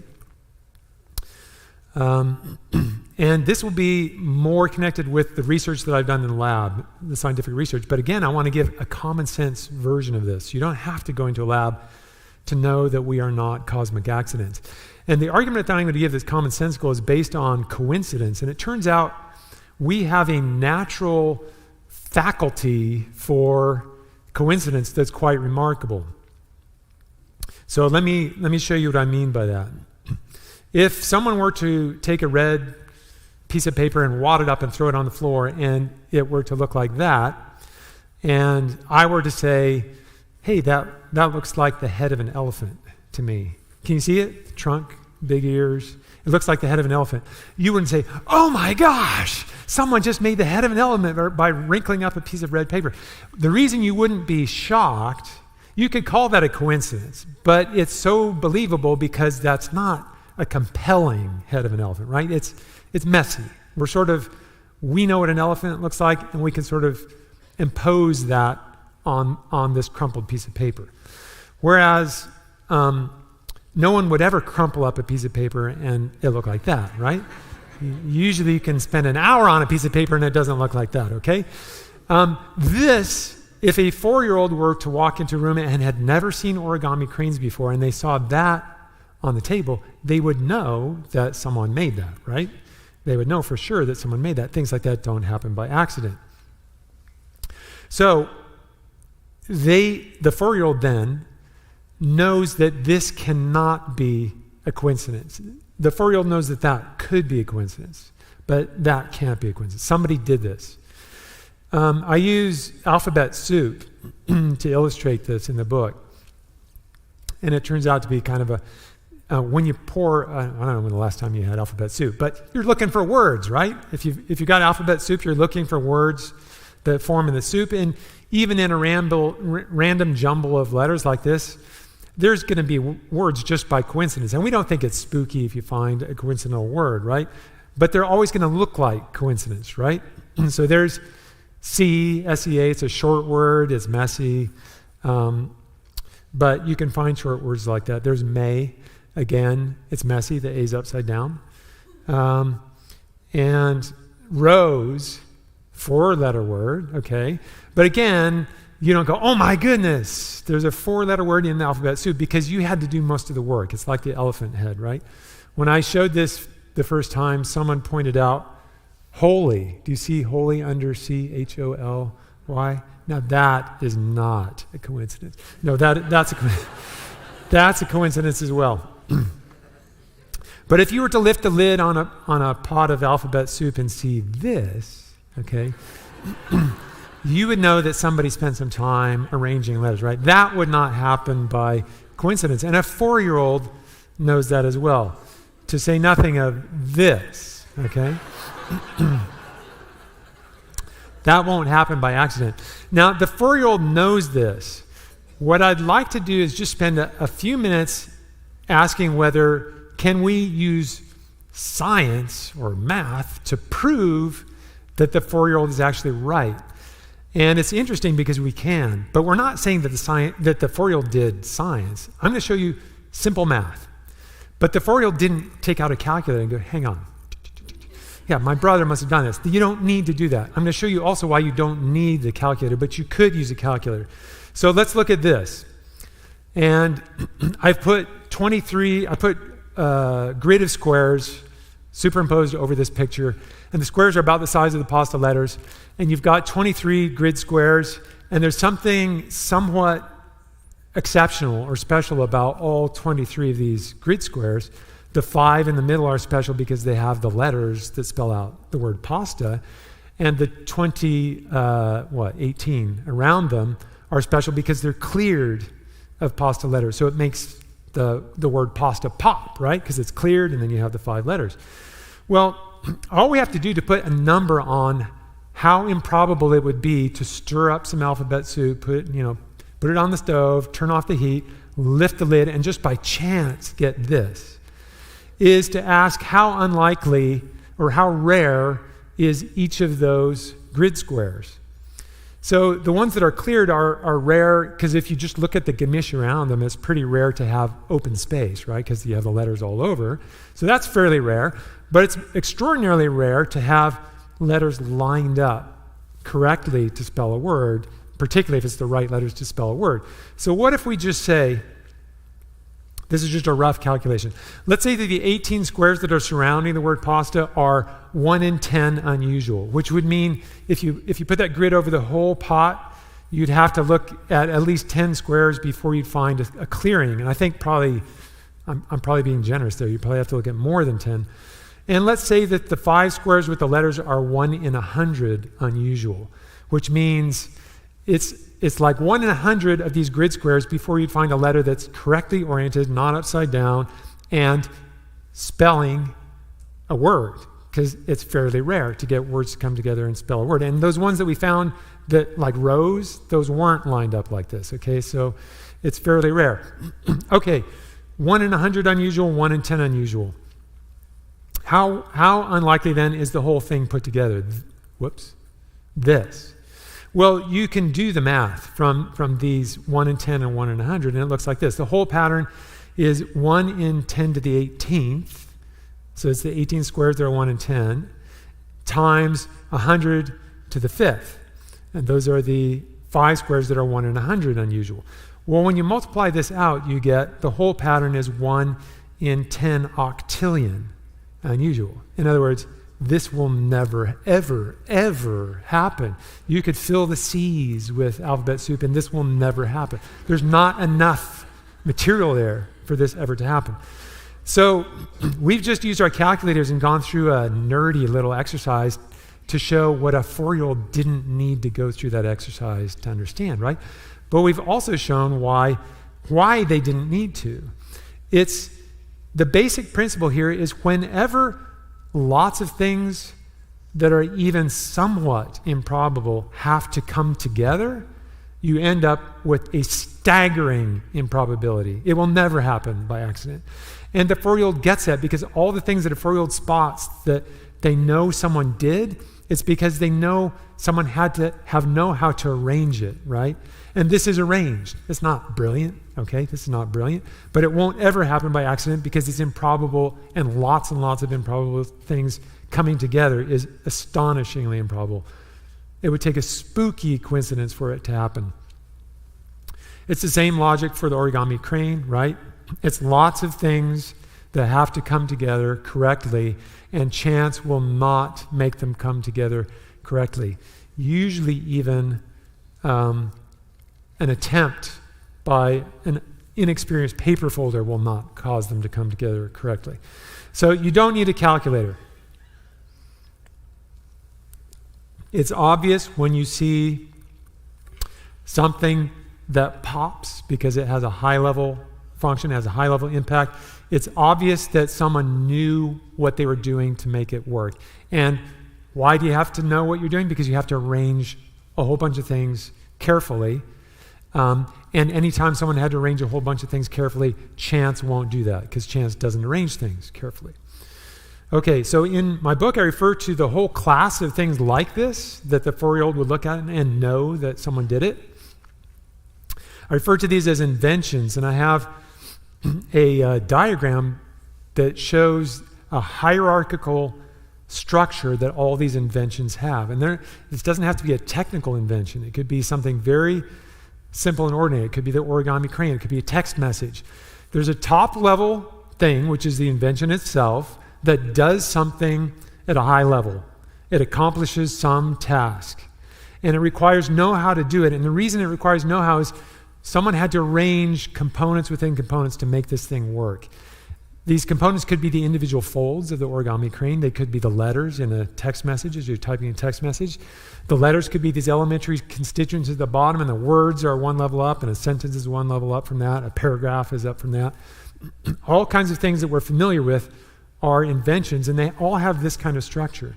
And anything that has this kind of structure, we know can't happen by accident because every single one of these things has to be arranged just so to contribute to the function one level up. That's what these arrows are. The elementary constituents, so like the letters to make a word, you have to get them arranged right, and they make a word. The words have to be arranged right to make a sentence, right? They're all contributing to that top level function, and none of these are likely to happen by accident. Put it all together, and it's utterly impossible for it to happen by accident. So, when you see, this is now a very antiquated digital camera, but when you see something like this, and you see what it does, if a 4-year-old sees, oh, that's a picture of my brother on the back of this box. This 4-year-old does not need to know that they don't need to know what parts are inside this, right? They just know that it's doing something that a rock doesn't do, right? This is cool, it's doing something clever. And without exception, things that do something clever, that high level function, they do have this complex componentry within them. Don't do this, by the way. This invalidates the warranty. I don't know what these parts are, and we don't have to know what these parts are. We know that for a digital camera to work or anything complex to work, takes many, many parts, each of which is specifically crafted for some sub-function, and they wouldn't be there if they weren't contributing to the function, the overall function, in this case of the camera. It's true of an automobile, it's true of a smartphone, it's true of everything. It's true of all these man-made, human-made things. And if it's true of these things, because they perform a high-level function, how much more true would it be of these things, okay? How much more true would it be of these things?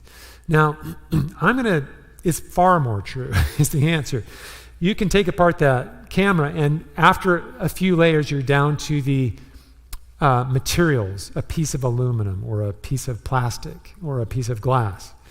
I'm going to give you an idea for how many layers you would have to go down and down and down and down if you look at a human being, a human body, and you're still seeing brilliance within brilliance within brilliance within brilliance, layer and layer and layer. You start at the top with a human.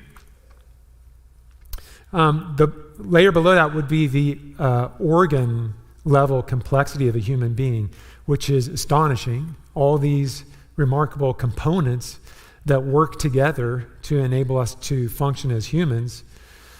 And you could look at any one of these and find further layers within layers. So if we look at one of the eyes, you see the eyeball staring at you over the right hand there, right arm. If we look at an eye and explode the structure of an eye, you have tissue level structure to an eye, the retina, the scleria, the cornea, the vasculature for the eye to perform its function as the organ of vision, and any of the other functions that we look at would have a similar tissue level complexity, pieces of the eye that have to come together in the right way in order for the eye to function. You could look at any one of these tissues and see a cellular complexity. There's the retina showing the rod and cone cells, and you see the organized complexity of the retina. You could look at any one of those cells and see cellular. I lost my cell picture. I had a picture of a cell showing the interior of a cell and the extraordinary complexity of the organelles and the subcellular structure. And then you go below that all the way down to the molecular structure. So this shows you, this is an enzyme, which is a protein complex, and basically all the work, all of the magic that's happening inside cells to make the cellular processes work is done by proteins or protein complexes. And enzymes is the name. We call a protein that does chemistry an enzyme. So it's usually not a single protein molecule. It's usually multiple molecules that dock together and form a machine. But proteins also do literal spinning 100,000 RPM machines in cells, and they do scaffolds, and they do Dr. Lennox showed the kinesin, the thing that walks along the microtubule. There's an awesome video of that. It actually looks like it's wearing Nikes and it's going like this, and it's carrying the big load behind it. It's phenomenal. Those are proteins. This is a massive protein complex called the ribosome, which is it is the complex that takes the genetic material that's been transcribed into RNA, and this is what reads along the RNA and makes new proteins. So this is made of proteins, and it's required to make proteins. If you look at smaller individual protein molecules, they have folds that look sort of artistically rendered like this. There's thousands of these distinct folded structures, and it turns out you need to have a very carefully arranged string of amino acids in order to get it to fold at all. Usually it'll just flop around and get chewed up. And this is what I devoted the first part of my career to, was how hard is it to string the amino acids together to get it to fold at all, okay? It was known that these things are special, but how special are they? Can you mess it up? Could an accidental string of amino acids fold and form one of these things that works?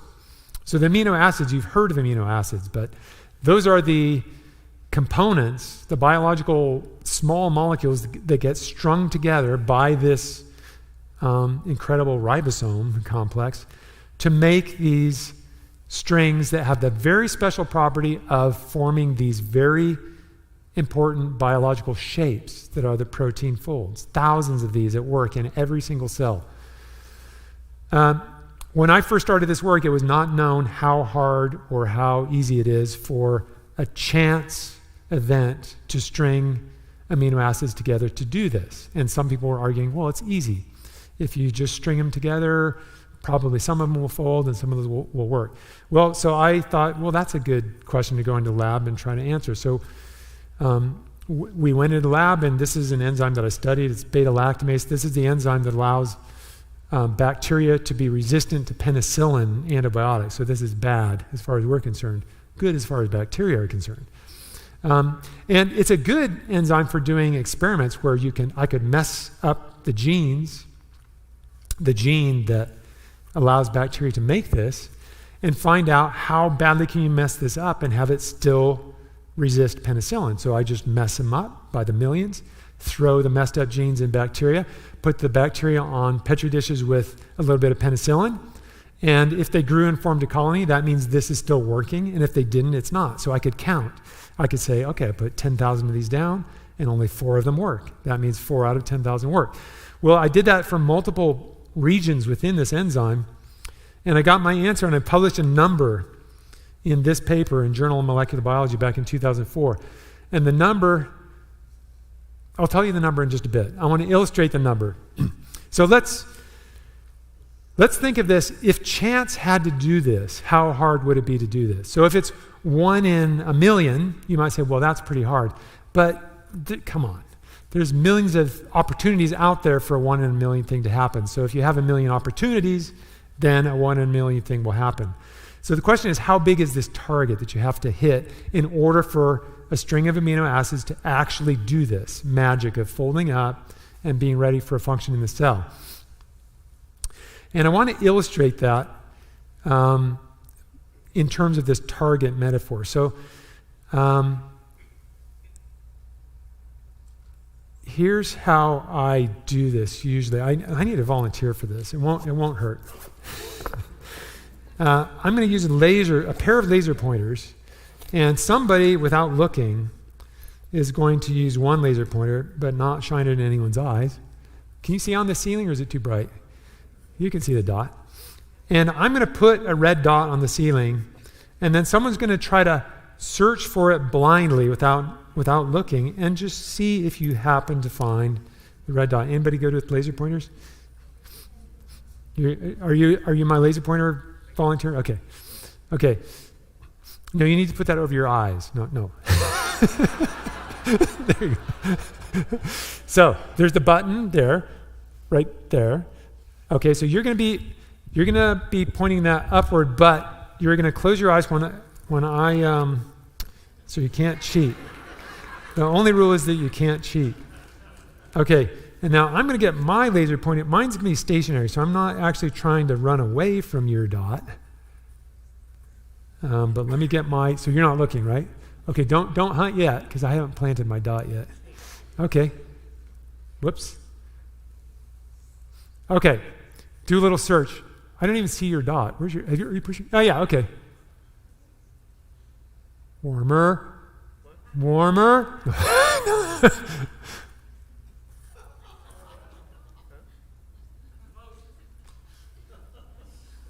Now see, we're not actually supposed to cheat here. He's supposed to just randomly, you have no way of knowing where this is. And okay, you can look now. The dot, my dot is over there. See it? Do you see my dot? Now if you look, do you see my dot over there? You can actually do it if you look. Boom, we did it. Okay, but the difference was sight, right? If you can look, you can do it. Thank you.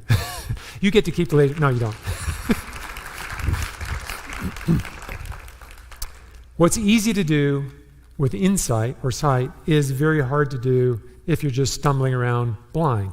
And according to the Darwinian story, everything happened to make human beings by blind stumbling. That just cannot work. So this ceiling is pretty big. That challenge was pretty hard. It would take, eventually, if you were up here for 4 hours, you'd get it. We could make it a lot harder, and that's not so far nearly as hard as finding a functional protein by chance. So the search, what I'm trying to visualize here is how hard is the search that a Darwinian process would need to successfully complete to stumble on an amino acid sequence that would make one of these folded proteins. And it's harder than laser dot on this ceiling. It's harder, in fact, than a very small laser dot on the largest ceiling in the world, which is the Boeing plant up in Everett. This is the largest ceiling in the world. If we cleared all the aircraft out of there and had you volunteering with your laser pointer blindfolded, you'd spend a good chunk of your life probably before you could get so close and you just wouldn't make it. But it's harder than that, okay, as hard as that is. For the protein challenge, for a blind search to find a protein sequence turns out to be as hard as finding a dot the size of a hydrogen atom, which is much smaller than a laser dot, on a ceiling the size of the backdrop of the visible universe. Okay, so if you had a sphere enclosing the visible universe, and you had a hydrogen atom, and someone searching around with a hydrogen atom-sized laser dot, it just would not happen, right? That just would not happen. 1 in 10 to the 77th power is what the published number is. 1 in a trillion, trillion, trillion, trillion, trillion, trillion. That's how astonishingly improbable it is for one protein molecule. You have tens of thousands of them. Every cell uses thousands of them. It can't happen. Now, of course, I know if you tell a biologically trained person, they'll say, well, what about all these things that Axe didn't tell you about? What I want to say is there's a simple way to say that none of that matters, okay? And I'm not trying to be dismissive. It really does not change the argument, because the argument is basically this, that a process that's capable of taking nonsense, chaos, and organizing it into something sensible has to involve insight. It has to involve knowledge, because accident is the alternative. For this to happen by accident is to say that accident as a cause can do what genius as a cause can do.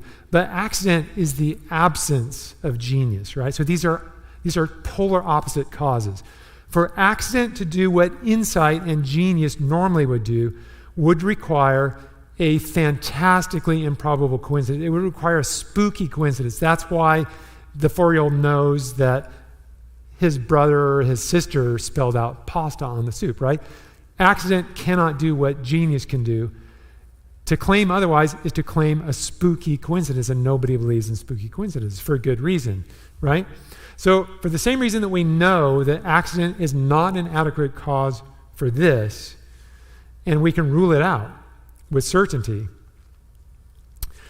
it does not matter if someone says, well, if someone gives you a complex version of accident and says, well, but there's physics involved and there's surface tension in the letters of the alphabet, pasta, and there's thermal agitation, you could say, you can go on and on and on. If at the end of the day you're saying accidental causes cause something sensible to come about by accident, you're simply appealing to a spooky coincidence. You're just giving it different names. If you say surface tension, you just said, okay, that's the kind of spooky coincidence you're appealing to. Or if you said maybe the initial conditions of the universe were just right for this pot of alphabet soup to spell stop playing with your food. Okay, you've just renamed your spooky coincidence. It was the initial.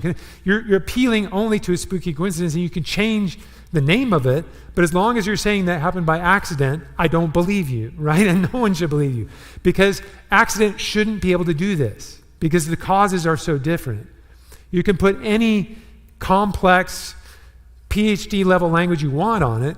If you're talking about an accident, it shouldn't do this. It's a spooky coincidence. That's the non-PhD language, okay? And so all of 150 years of evolutionary biology is trying to put complex names on this claim that an accident did what we know only can happen by intelligence. And it's really just a complex way to disguise what is a spooky coincidence. You can't get out of it. So all of these layers, all of these thousands and tens of thousands of papers, you don't need to read them, Because if at the end of the day people are claiming that accidents did what brilliance is required for, they're claiming a spooky coincidence. End of argument, okay?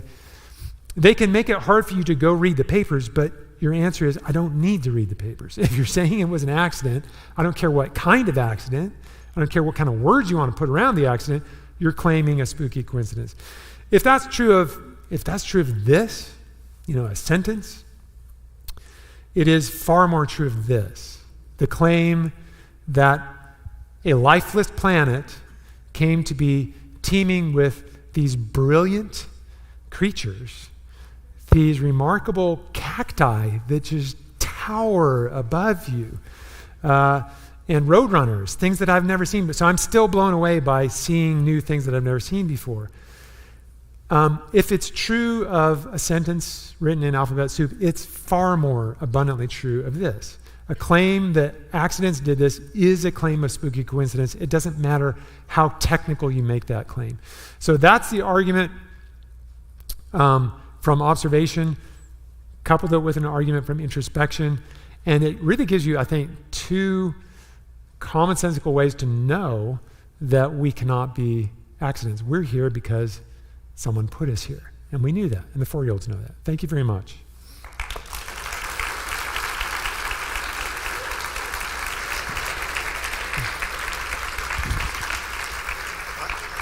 I just want to go out and get some alphabet soup for my grandson and go through some of this. This is awesome.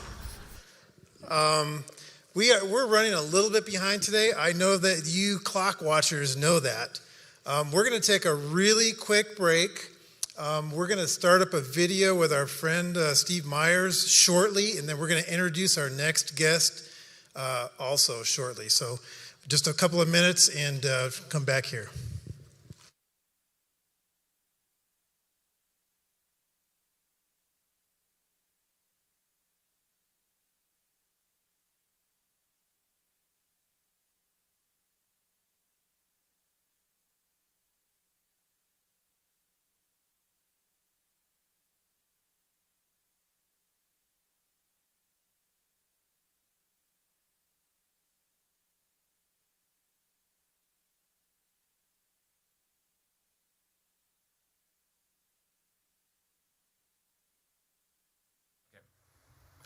Hello, Tucson. It's great to be with you. I'm Dr. Stephen Meyer of the Discovery Institute Center for Science and Culture. I was, alas, scheduled to be with you to give an in-person talk, but we've had some complications in our area, partly due to the COVID situation. And so Dan Hodges, our host, has kindly given me the opportunity to address you remotely, and I'm very happy to do that. He's asked me to tell you a little bit, give you a sneak preview about my new book, Return of the God Hypothesis, which will be out in March of the new year. And he asked me to give you a little background on the book and why I decided to write it and the questions I've decided to address in it. Some of you may be aware of my previous work on the theory of intelligent design. I've written 2 big books on this. The first was Signature in the Cell. Second was the book Darwin's Doubt. And in both of those 2 books, I argued that the information present in the DNA molecule and the information that would be necessary to build the first life and the explosions of subsequent life in the history of life is best explained. That information is best explained by the actions of a designing intelligence. Our local hero here in the Redmond, Washington area where I am, Bill Gates, has said that DNA is like a software program, but much more complex than any we've ever created. That is a very suggestive observation because we know that software comes from a programmer. And I argued in the first 2 books that the information at the foundation of life and the information necessary to build new forms of life must have come from a master programmer, an intelligent designer. Now, I didn't attempt to identify the designing intelligence. I didn't attempt to prove the existence of God in those first 2 books.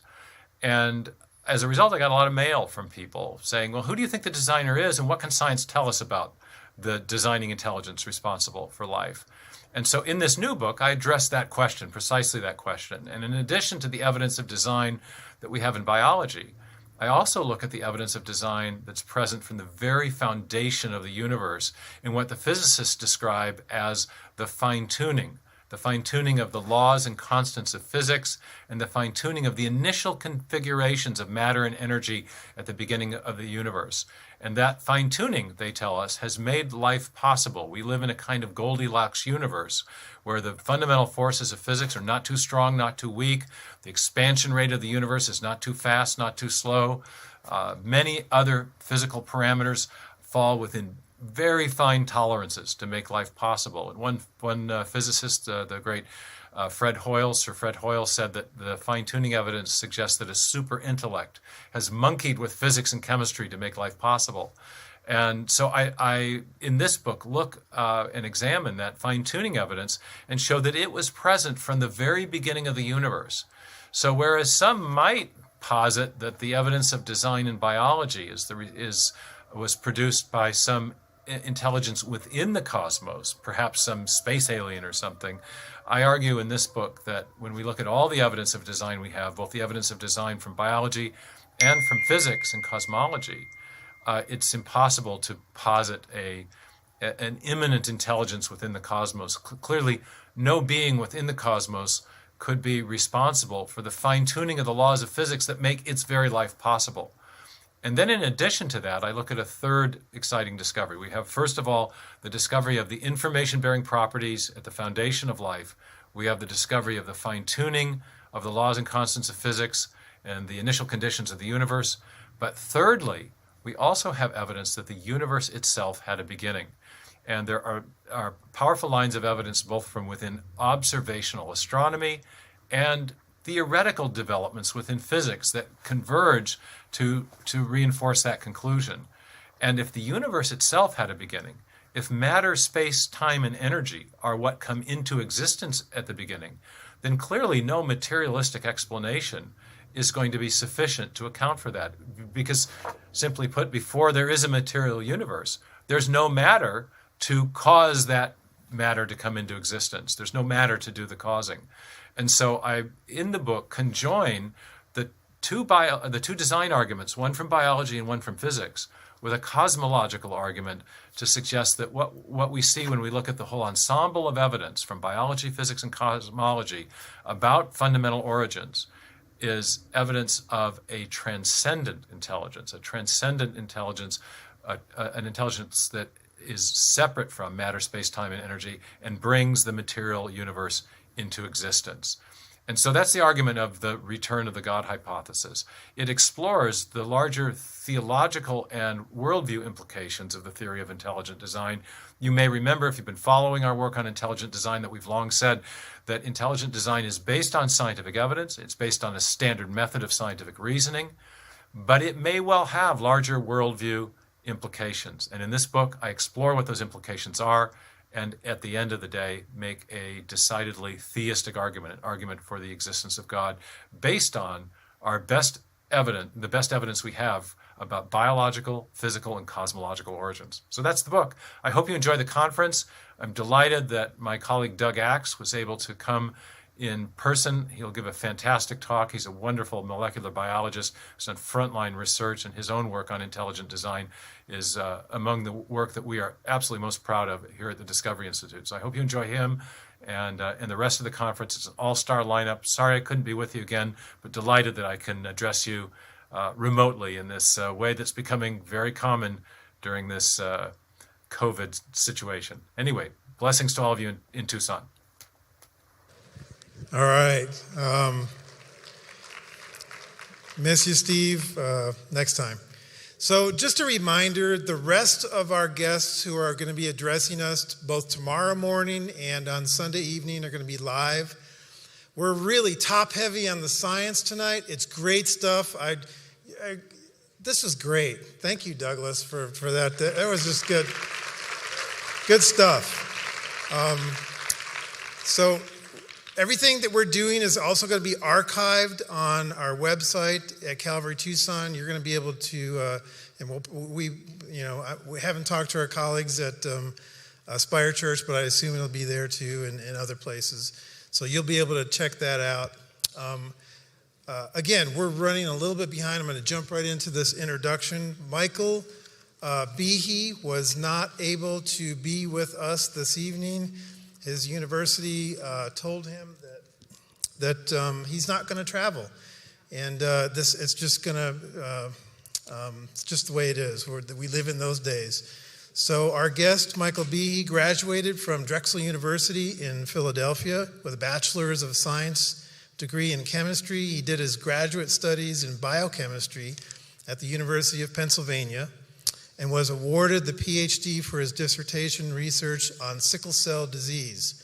From 78 to 82, he did postdoctoral work on DNA structure at the National Institutes for Health. From 82 to 85, he was assistant professor of chemistry at Queens College in New York. In 1985, he moved to Lee University, which is where he is now, where he is currently professor of biochemistry. In his career, he authored over 40 technical papers and 3 books: Darwin's Black Box, The Biochemical Challenge to Evolution, The Edge of Evolution, The Search for the Limits of Darwinism, and the newest, Darwin Devolves, The New Science of DNA That Challenges Evolution, all of which argue that living systems at the molecular level are best explained as being the result of deliberate, intelligent design. The books have been reviewed by the New York Times, Nature, Philosophy of Science, Christianity Today, and many other periodicals. If just in case our friend Michael is watching, would you please welcome Michael Behe? Hi, this is Mike Behe. I'd like to say hi to everybody at the Insights 2020 Apologetics Conference, and just say I really wish I could be with you, but as you know, these are crazy times. So at least I can talk to you via Zoom. Okay, let me start by sharing my screen. I will talk for about 45 minutes and hope you enjoy it. My title here is Biological Truth and Myth, Insights from the Foundation of Life. So what is true of what we popularly understand of how life arose and what's open to doubt? Well, in the past 5 years or so, or past several decades or so, I've written a number of things about evolution and the molecular foundation of life. I'm a biochemist, and biochemists study the molecules of life. I've written the 3 books. The first one is Darwin's Black Box, that described the molecular machinery of life and why it's a problem for Darwin's theory of evolution. And I wrote a book in 2007 called The Edge of Evolution. How much can Darwin's mechanism do, and where is the edge of what it can do? What is beyond the edge of evolution? And just last year, I wrote a book called Darwin Devolves. And we'll talk more about that in this lecture. And from those 3 books, I have 2 overarching lessons. The first is shown here, that Darwin's mechanism is grossly inadequate to explain the molecular structures of life. It doesn't have a prayer, even little things, but we'll talk more about that. The second thing is this, that a firm conclusion of purposeful design is empirically justified. That means we are justified based on the physical evidence to conclude that life was purposely designed. Since I have 45 minutes and this could go on for hours and hours and hours, I'm going to do a brief summary of Darwin's Black Box and skip over the lessons of Edge of Evolution and concentrate more on the new stuff on Darwin Devolves, because I think it puts a cherry on the top of the argument. So let's start with that first one, Darwin's Black Box. So in 1996, I wrote a book explaining why I thought Darwin's theory could not explain what biochemistry has discovered at the molecular foundation of life. And the principal problem for Darwin's theory was recognized by Darwin himself in his book on the origin of species in 1859. In one section called the Organs of Extreme Perfection and Complication, Darwin discussed the eye. And even back in those days, it was known that the eye was a very elegant and complicated structure. It had a retina and a lens and muscles and tear ducts and all sorts of stuff. And Darwin gave kind of a maybe the first just so story about how an eye might arise. But at the end, he admitted that if it could be demonstrated that any complex organ existed which could not possibly have been formed by numerous successive slight modifications, my theory would absolutely break down. And he added, but I can find out no such case. Nonetheless, perhaps we can help him with this. It turns out that all those steps that he had to consider are at the molecular level of life. The physical basis of life is the molecular and cellular level. So that is the place where one has to look to see how much Darwin's theory can explain. Additionally, this phrase that's highlighted, numerous successive slight modifications, emphasizes that Darwin always insisted that his mechanism of evolution had to work gradually over long periods of time in tiny steps. And he insisted on this because he knew if things improved quickly in large leaps, then it would look suspiciously as if something other than randomness and selection were involved. So let's take Darwin at his word and ask not if something could not possibly happen. Science can't, in some logical sense, rule anything out.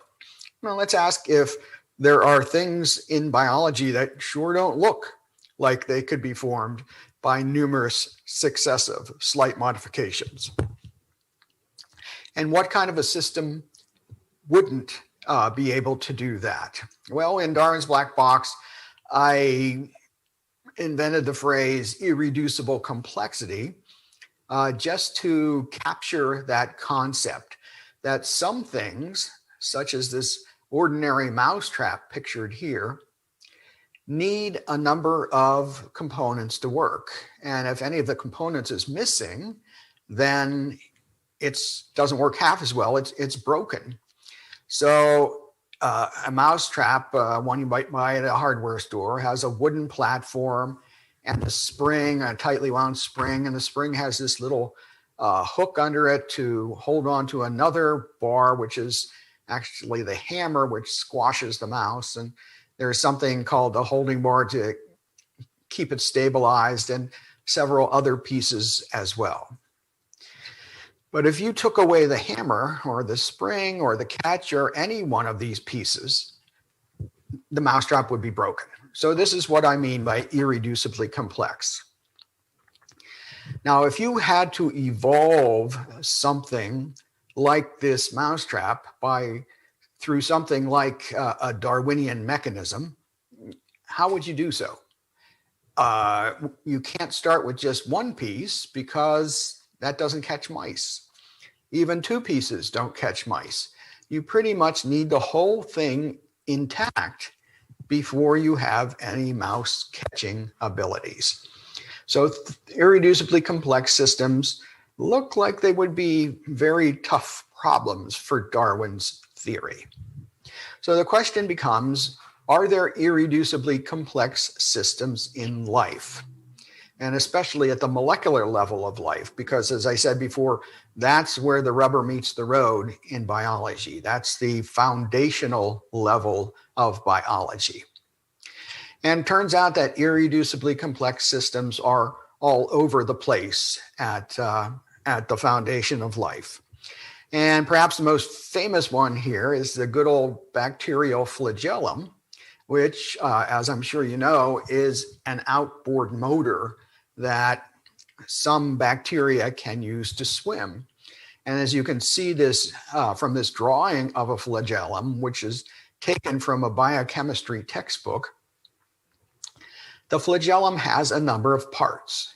It's got this long filamentous thread here that is spun around and around and around and whips against the water. And the whipping motion pushes the bacterium forward so it can swim. And this filament, the propeller, is attached to this yellow drive shaft here by something called the hook region, which acts as a universal joint. And that means that the universal joint means that when the drive shaft is spun around and around and around here, around this axis, that this thing does not spin in the same axis around here, but rather the motion is transferred so that the end just spins round and round and round here. So the spinning motion in this plane is transmitted to spinning motion in this plane, a very elegant mechanism. The drive shaft is attached to the motor, which uses a flow of acid coming from the outside of the cell to the inside that powers the turning of it, kind of like water flowing over a dam can turn a turbine engine. It's got energy in it. And the motor and whole thing is kept in place by something called a stator complex, just like clamps will hold an outboard motor onto a boat in our everyday world. And the drive shaft pokes up through a membrane, and there's rings of proteins that act as bushing materials to allow that to happen. Now, perhaps you can see that the flagellum, like a mousetrap, is irreducibly complex. It needs a number of components to work. If it wasn't for the drive shaft, if it wasn't for the propeller or the hook or the stator or pretty much all of these parts, the flagellum would be broken. It's not like it would spin half as fast as it used to or a quarter as fast. It wouldn't spin at all. What's more, this picture really simplifies the problem, believe it or not, because each one of these pretty geometric shapes is actually a cartoon version of the real pieces. All of these are complex proteins in their own right that have to fit together like a hand in a glove in the right orientation at the right place in order to assemble this machine. So like a mousetrap, it's really, really hard to see how something like this could be put together by numerous successive slight modifications, because the activity, the function of the system as an outboard motor doesn't appear until pretty much the whole thing has been put together. And again, this is not some exception to the rule. One of the great accomplishments of modern biology is to show that the cell is pretty much run completely by molecular machines of complexity similar to this. Okay, so it's a problem for Darwin's theory, but not only that, it's a strong pointer to purposeful, intelligent design.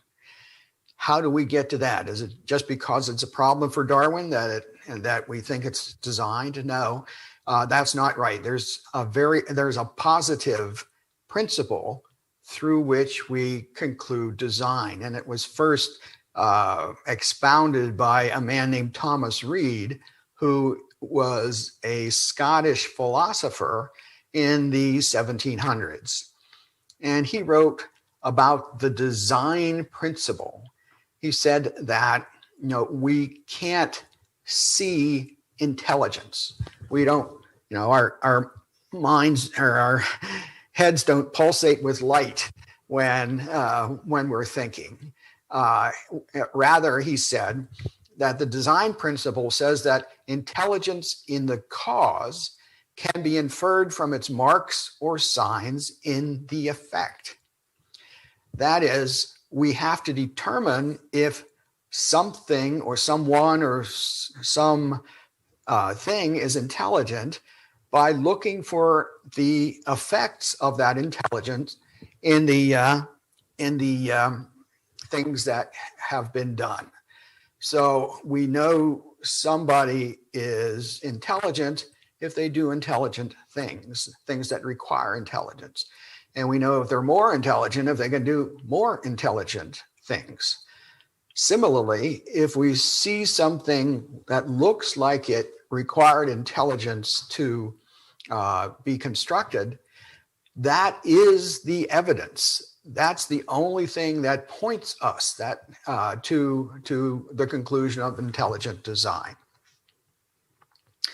So what are these marks or signs in the effect that intelligence makes? Well, let's ask ourselves, what is intelligent design? And if you go to a dictionary, you'll find a number of definitions for design, but here's the pertinent one. Design is the purposeful or inventive arrangement of parts or details. And we can simplify that just down to design is the purposeful arrangement of parts. And that means we infer design, we conclude that design has happened whenever parts appear to have been arranged for a purpose.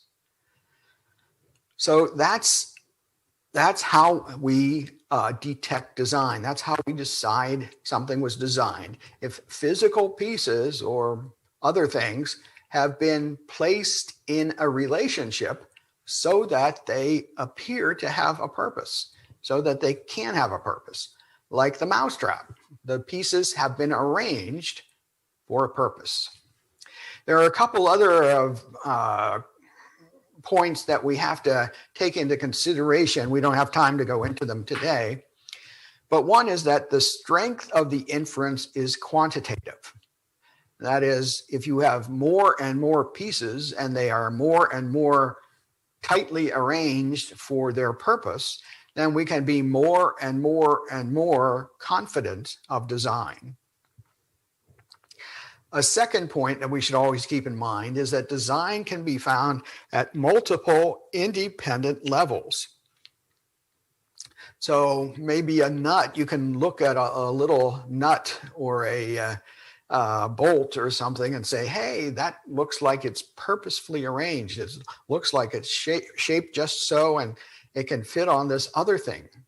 But then you can find that that has been used to clamp together two other pieces, and those have been assembled into a machine, and the machine is used for a purpose in a larger enterprise. So the point is that design can be found at multiple independent levels. Okay, well, that's a bunch of words. Let's look at an example here. And this is a Far Side cartoon, one of my favorites. And in the cartoon, we've got a bunch of jungle explorers, and the lead explorer has been strung up and skewered. Too bad. And this fellow turns to this guy and says, "That's why I never walk in front." Everybody looking at this cartoon, if you can see it, everyone looking here immediately realizes that this was designed. This is not an accident. It was built on purpose. Well, how do we know that? How do we know it was designed? Well, we know it's designed because we see a number of parts that have been arranged for a purpose. A grisly purpose, but a purpose nonetheless. So we see the purposeful arrangement of parts. Everybody can recognize the design here. As a matter of fact, the artist counts on his audience recognizing this design to get the joke. It wouldn't be real funny if he had just fallen over a cliff. So we recognize design from the purposeful arrangement of parts. And it's important to remember that a purposeful arrangement of parts is the way, the only way that we recognize the work of a mind. Okay, now how does this relate to irreducible complexity? Well, irreducible complexity is kind of a two-for-one concept. That is, it's both an obstacle to Darwin's mechanism of evolution, and it's positive evidence of purposeful design, because the irreducibility makes it extremely difficult to put this together by numerous successive random steps. And so Darwin's theory looks to be, completely inadequate to explain these. But what's more, the arrangement of the parts in the system is strong evidence of purposeful design. So irreducible complexity is a twofer. Okay, so I wrote about that in 1996. And let me just say, in the 25 years or so since that came out, I have seen no work that has contradicted it or has made me think I was on the wrong track. On the contrary, I've seen much that makes the problem even worse for Darwin. Even though you run across blustering essays and so on occasion, it turns out that there is no evidence contradicting that. Now let me turn to the newer stuff. In 2019, I wrote this book, Darwin Devolves, and it takes a completely different tack on this problem than my earlier books did. And the reason it can take a different tack is simply because science has advanced since those earlier books. And with each advance of our understanding of biology, we can see that design extends deeper and deeper and deeper into life. Now, it's a truth about science that it advances with new technology.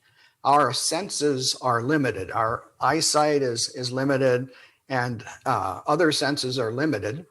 So when we invent new techniques, new machinery, and so on, new equipment to help us investigate nature, then we can see things that were closed off to us before. And a great example of it is Galileo and a telescope. And through the telescope, one could see much further in much greater detail than could be seen with the naked eye. And so our understanding of the universe and all it contains can increase enormously with this equipment. For biology, the big step forward was the invention of the microscope back in the 1600s. And with it, people could see that there was a very tiny, a micro level of life that hadn't been thought of before. Nobody knew that such things as insect compound eyes existed, that insects had tiny little features with great detail on them that helped them do their, in their lives. And so with that advance, we knew that we were living in a much more complex world than before. And it turns out that we are right now living through one of these revolutionary advances in scientific technology that will help us understand how evolution, the scope of Darwin's mechanism of evolution. And the revolution is due to advances in technology to sequence DNA. We learned, it took us till the mid 20th century to learn that DNA is the carrier of genetic instructions. And the genetic information that it carries is in the sequence of the nucleotides that make up the double strand of DNA. Just like the sequence of letters in a book carries information, the sequence of nucleotides in DNA does too. But it's one thing to know that that is the case, and it's another thing to determine the sequence of the nucleotides, and through the genetic code to decode the information. But over decades and decades of work, scientists have been able to develop methods to break down the DNA so that you can determine the sequence of it.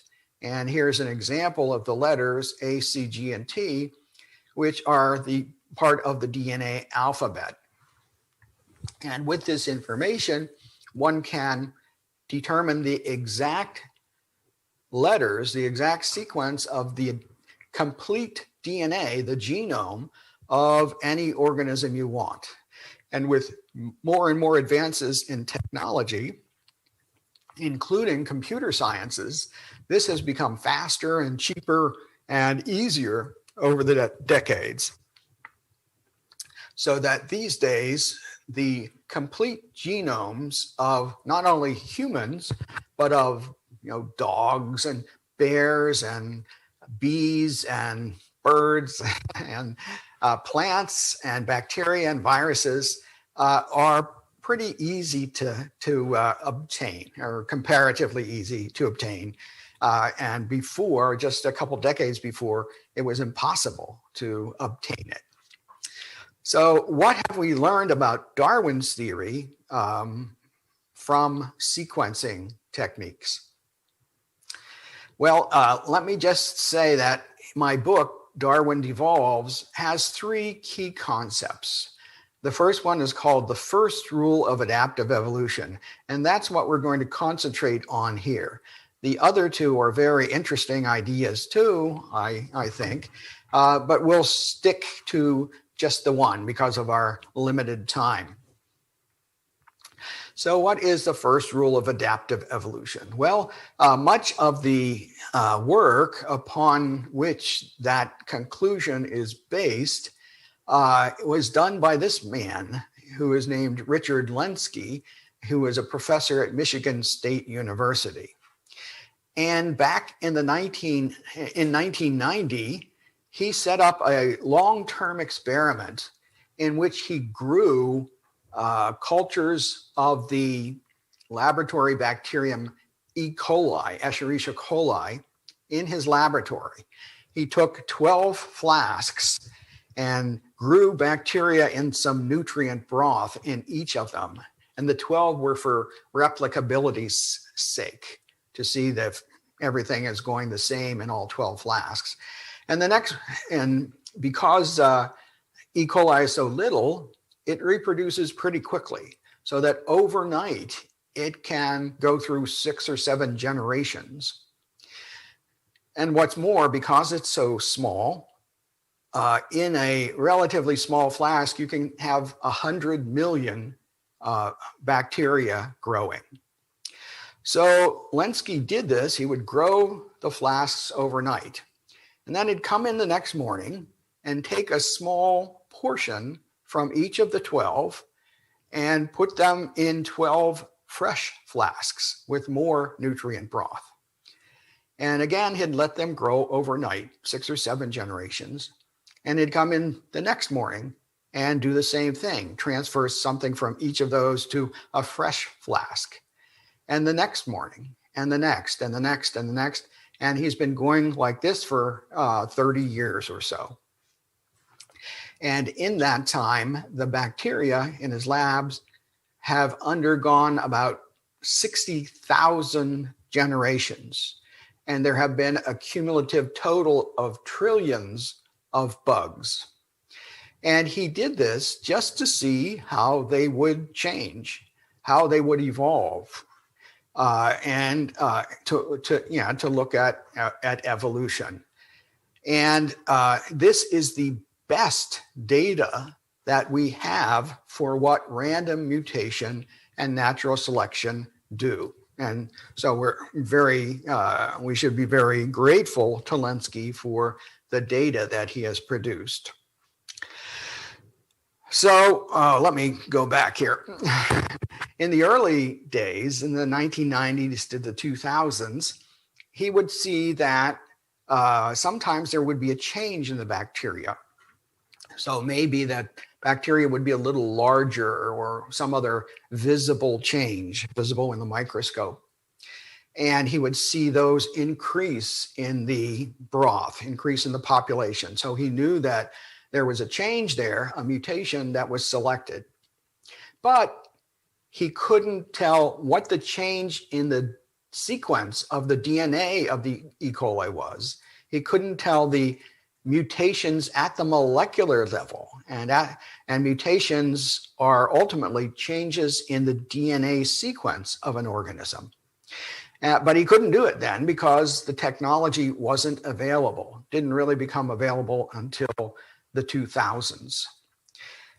So he would produce papers saying, look, this change happened and it helped the bacteria increase in the population. And look, here's another change that happened. That helped too. And here's another one, but couldn't tell at the molecular level what it was. Not until about the year 2000. And at that time, technology was advancing, and he was able to show that there was one very helpful mutation that let the bugs grow significantly faster than non-mutant bacteria. But when he tracked it down, it turns out that it was a mutation that destroyed the genes that would allow a bacterium to metabolize the sugar called ribose. And we can't go into the details here, but in all 12 cultures, all of the bacteria lost multiple genes that were involved in making ribose. And that helped it grow faster. So those things took over the population, and there were no more bacteria left in the population with those genes. So this was kind of the dawn of an interesting recognition that helpful mutations can be ones that degrade or destroy genetic information. And in another paper, he saw that it was not only ribose, but another gene region that helps in the metabolism of a sugar called maltose.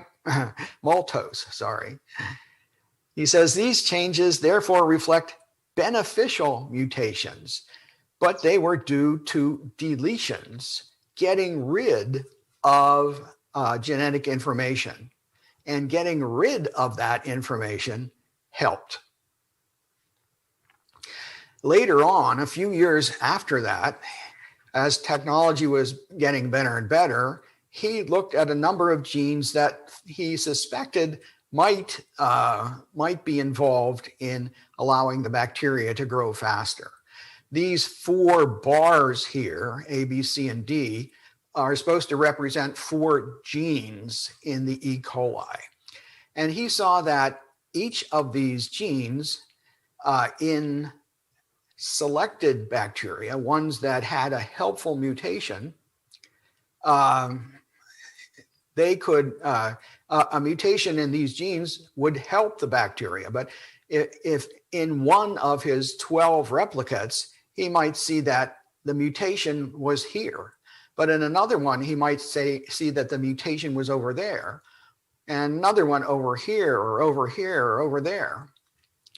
So you ask yourself, why can mutations all over the place help this gene or help the bacterium be selected? Well, this is the signature of mutations that are working by degrading or destroying the activity of the gene. Because genes are complicated things, it turns out there's a lot of different ways you can break them. Just like if you took a hammer and you hit your computer at a number of different places, there's a great chance you could break it by hitting it at all over the place. On the other hand, if you wanted to improve it, there are many, many fewer places where you can hit it with a hammer. Same thing with genes.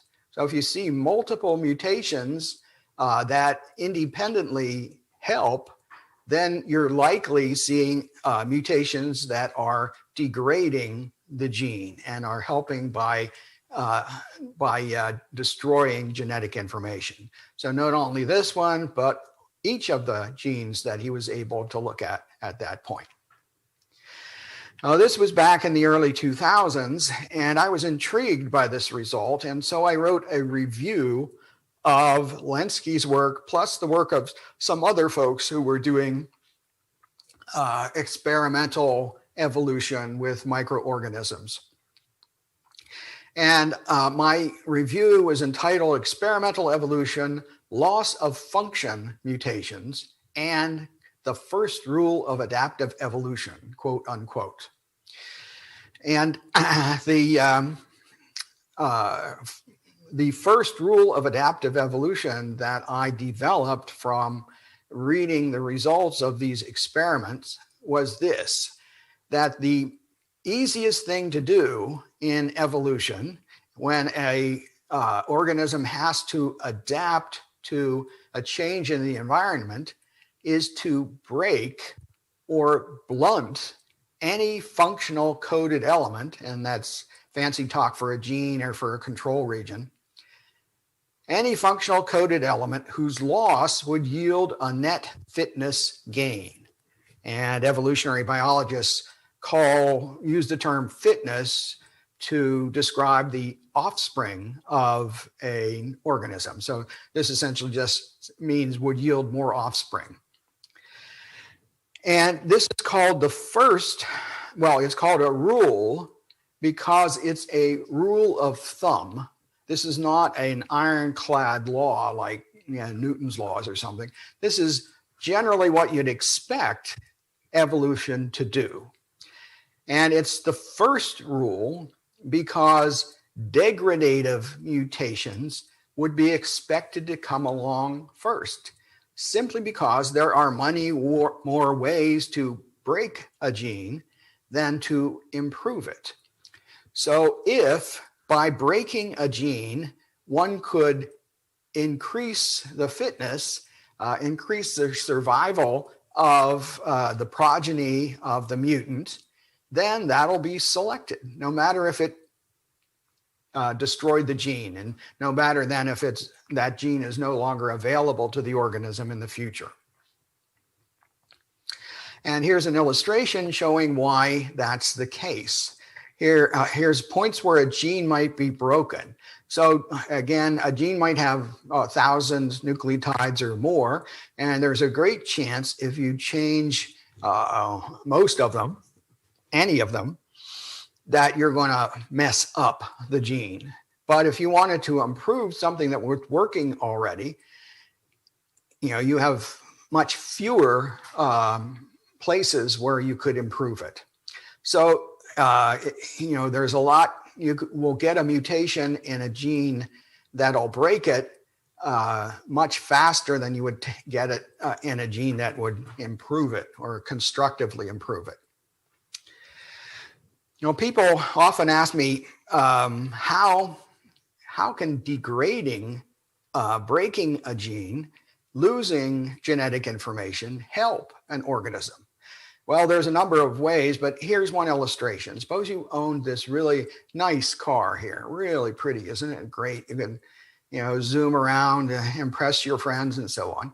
But suppose for some reason your life depended on your car getting a somewhat improved gas mileage. Okay? Somewhat improved gas mileage. What's the fastest way you could adapt your car to get better gas mileage? Well, you can get rid of excess weight. You can take off the doors. You can take off the hood or take out the seats and so on. Throw those away. Now, each of those is very useful in many circumstances. But if the situation were such that you would die if you did not get better gas mileage, then this is the way to go. And all your friends who kept their nice cars are no longer with us. So that's nice. This car has adapted to the environment in which gas mileage is the greatest criterion, but it has fewer features, less parts than the previous situation. So the point is that it can be surprisingly helpful to remove something, to degrade it, to throw something away. Okay, here's a paper that Richard Lenski and colleagues published in 2016. And in it, they had two tables. And this first table, they listed the genes where mutations in them helped the bacteria evolve or help them in their struggle to survive. And if you look at this column, this is the number of mutations that occurred in the gene. And if you notice, all of them have multiple mutations at different places in the gene. And again, this is the signature of mutations that are helping by degrading the gene. And the second table were mutations in genes where the mutations were much larger than changing a single nucleotide. In some of them, large chunks of the gene were left out, deleted. In others, big chunks were included or added to it from somewhere else. And those almost certainly destroy the activity of the gene. So there were a total of about 30 or so genes in tables 1 and table 2. And the take-home lesson for our purposes is that all 30 degraded or destroyed genes. And let me repeat, not only that they degraded and destroyed them, but they helped the organism survive by degrading those genes.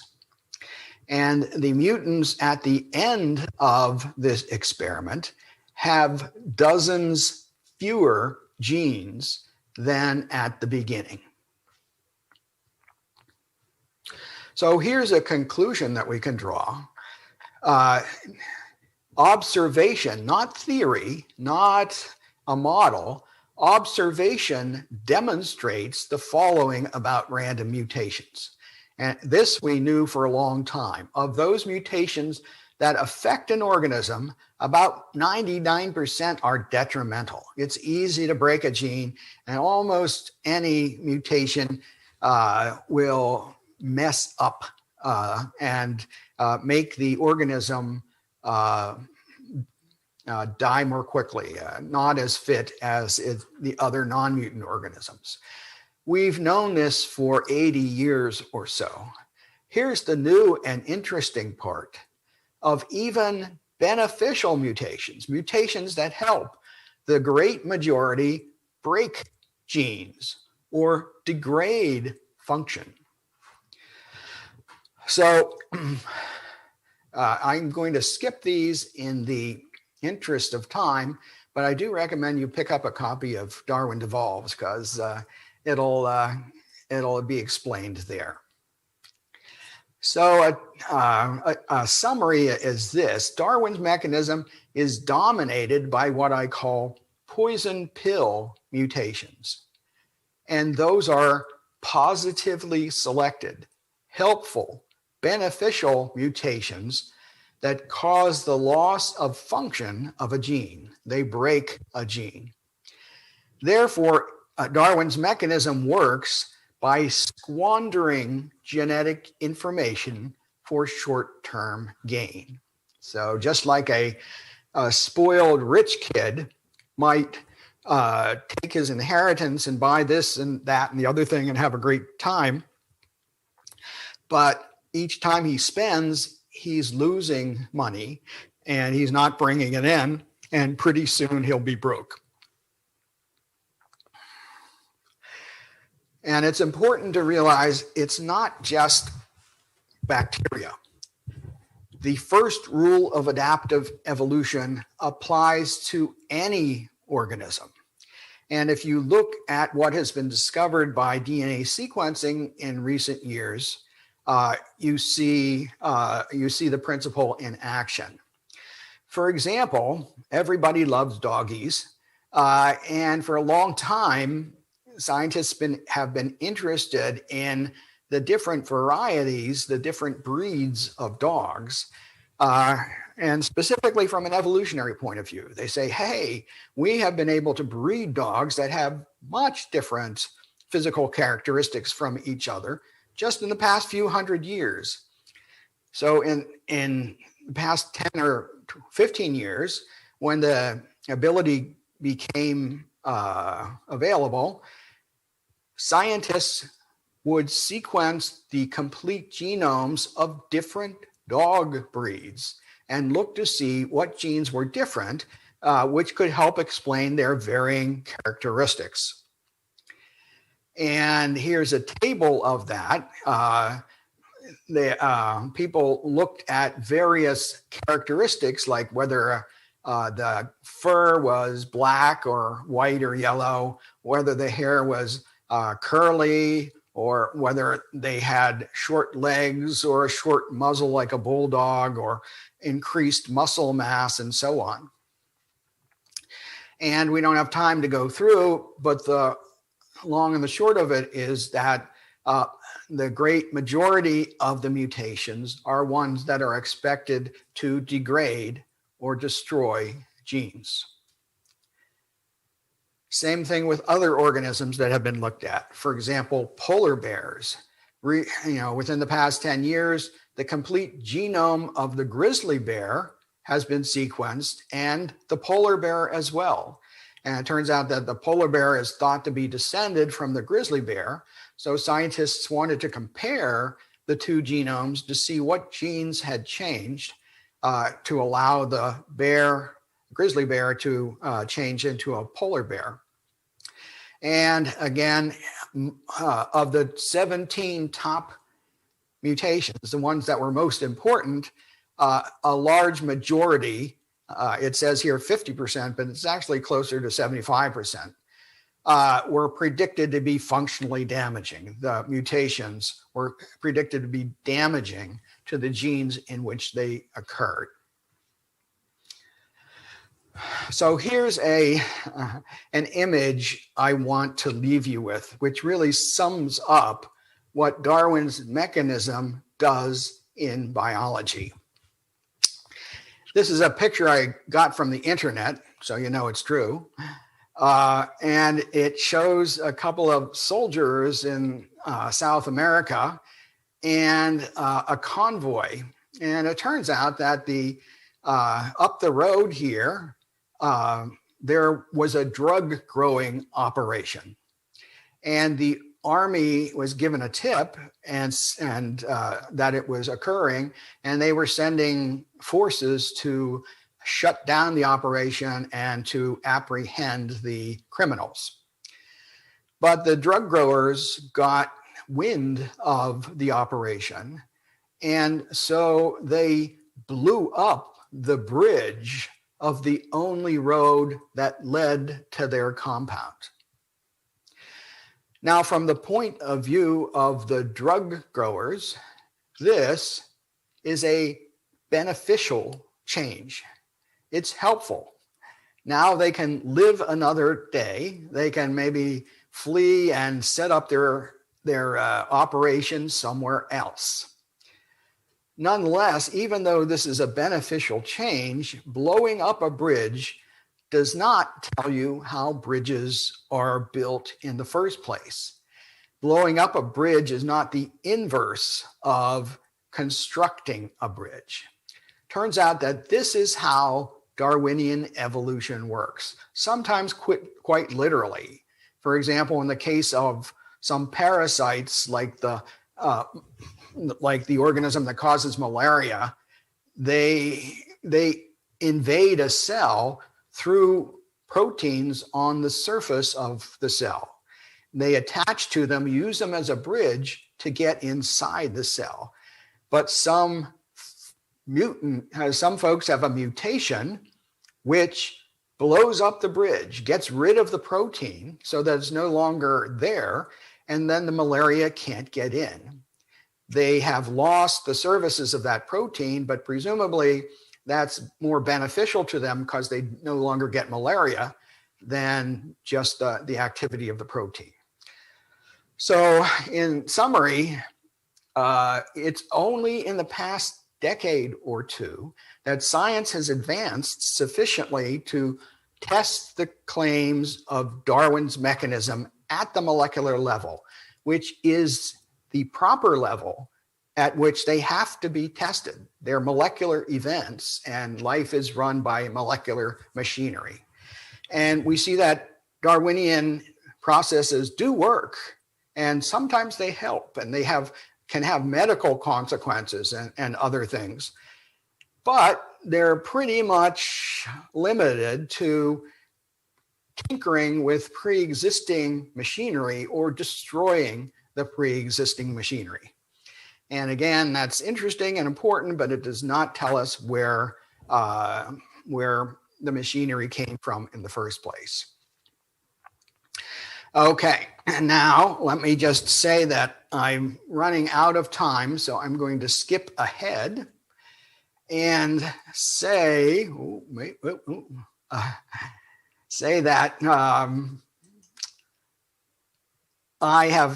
the book has been published, and surprisingly, there are some scientists who disagree with me. I know it's hard to believe, but some do. And there have been a lot of criticisms, and I have responded to the criticisms. And so for folks who want to get into the nitty-gritty of the details of all of this back and forth, you can look for my responses at a number of different places. First, my faculty website at Lehigh University. I have some scholarly papers and things up there. Another good place is at the Discovery Institute's website. Just do a search on my name, and you'll see a number of essays that I have written. And finally, I've got my own website these days, michaelbehe.com, and it collects a lot of my replies to the critical articles. And the critical articles are themselves easy to track down. So you'll be able to judge the back and the forth for yourself. Okay, so again, thank you very much for your attention. It's been a delight to be able to speak with you, and I wish I could be with you in person, but sometime I'm sure I will. So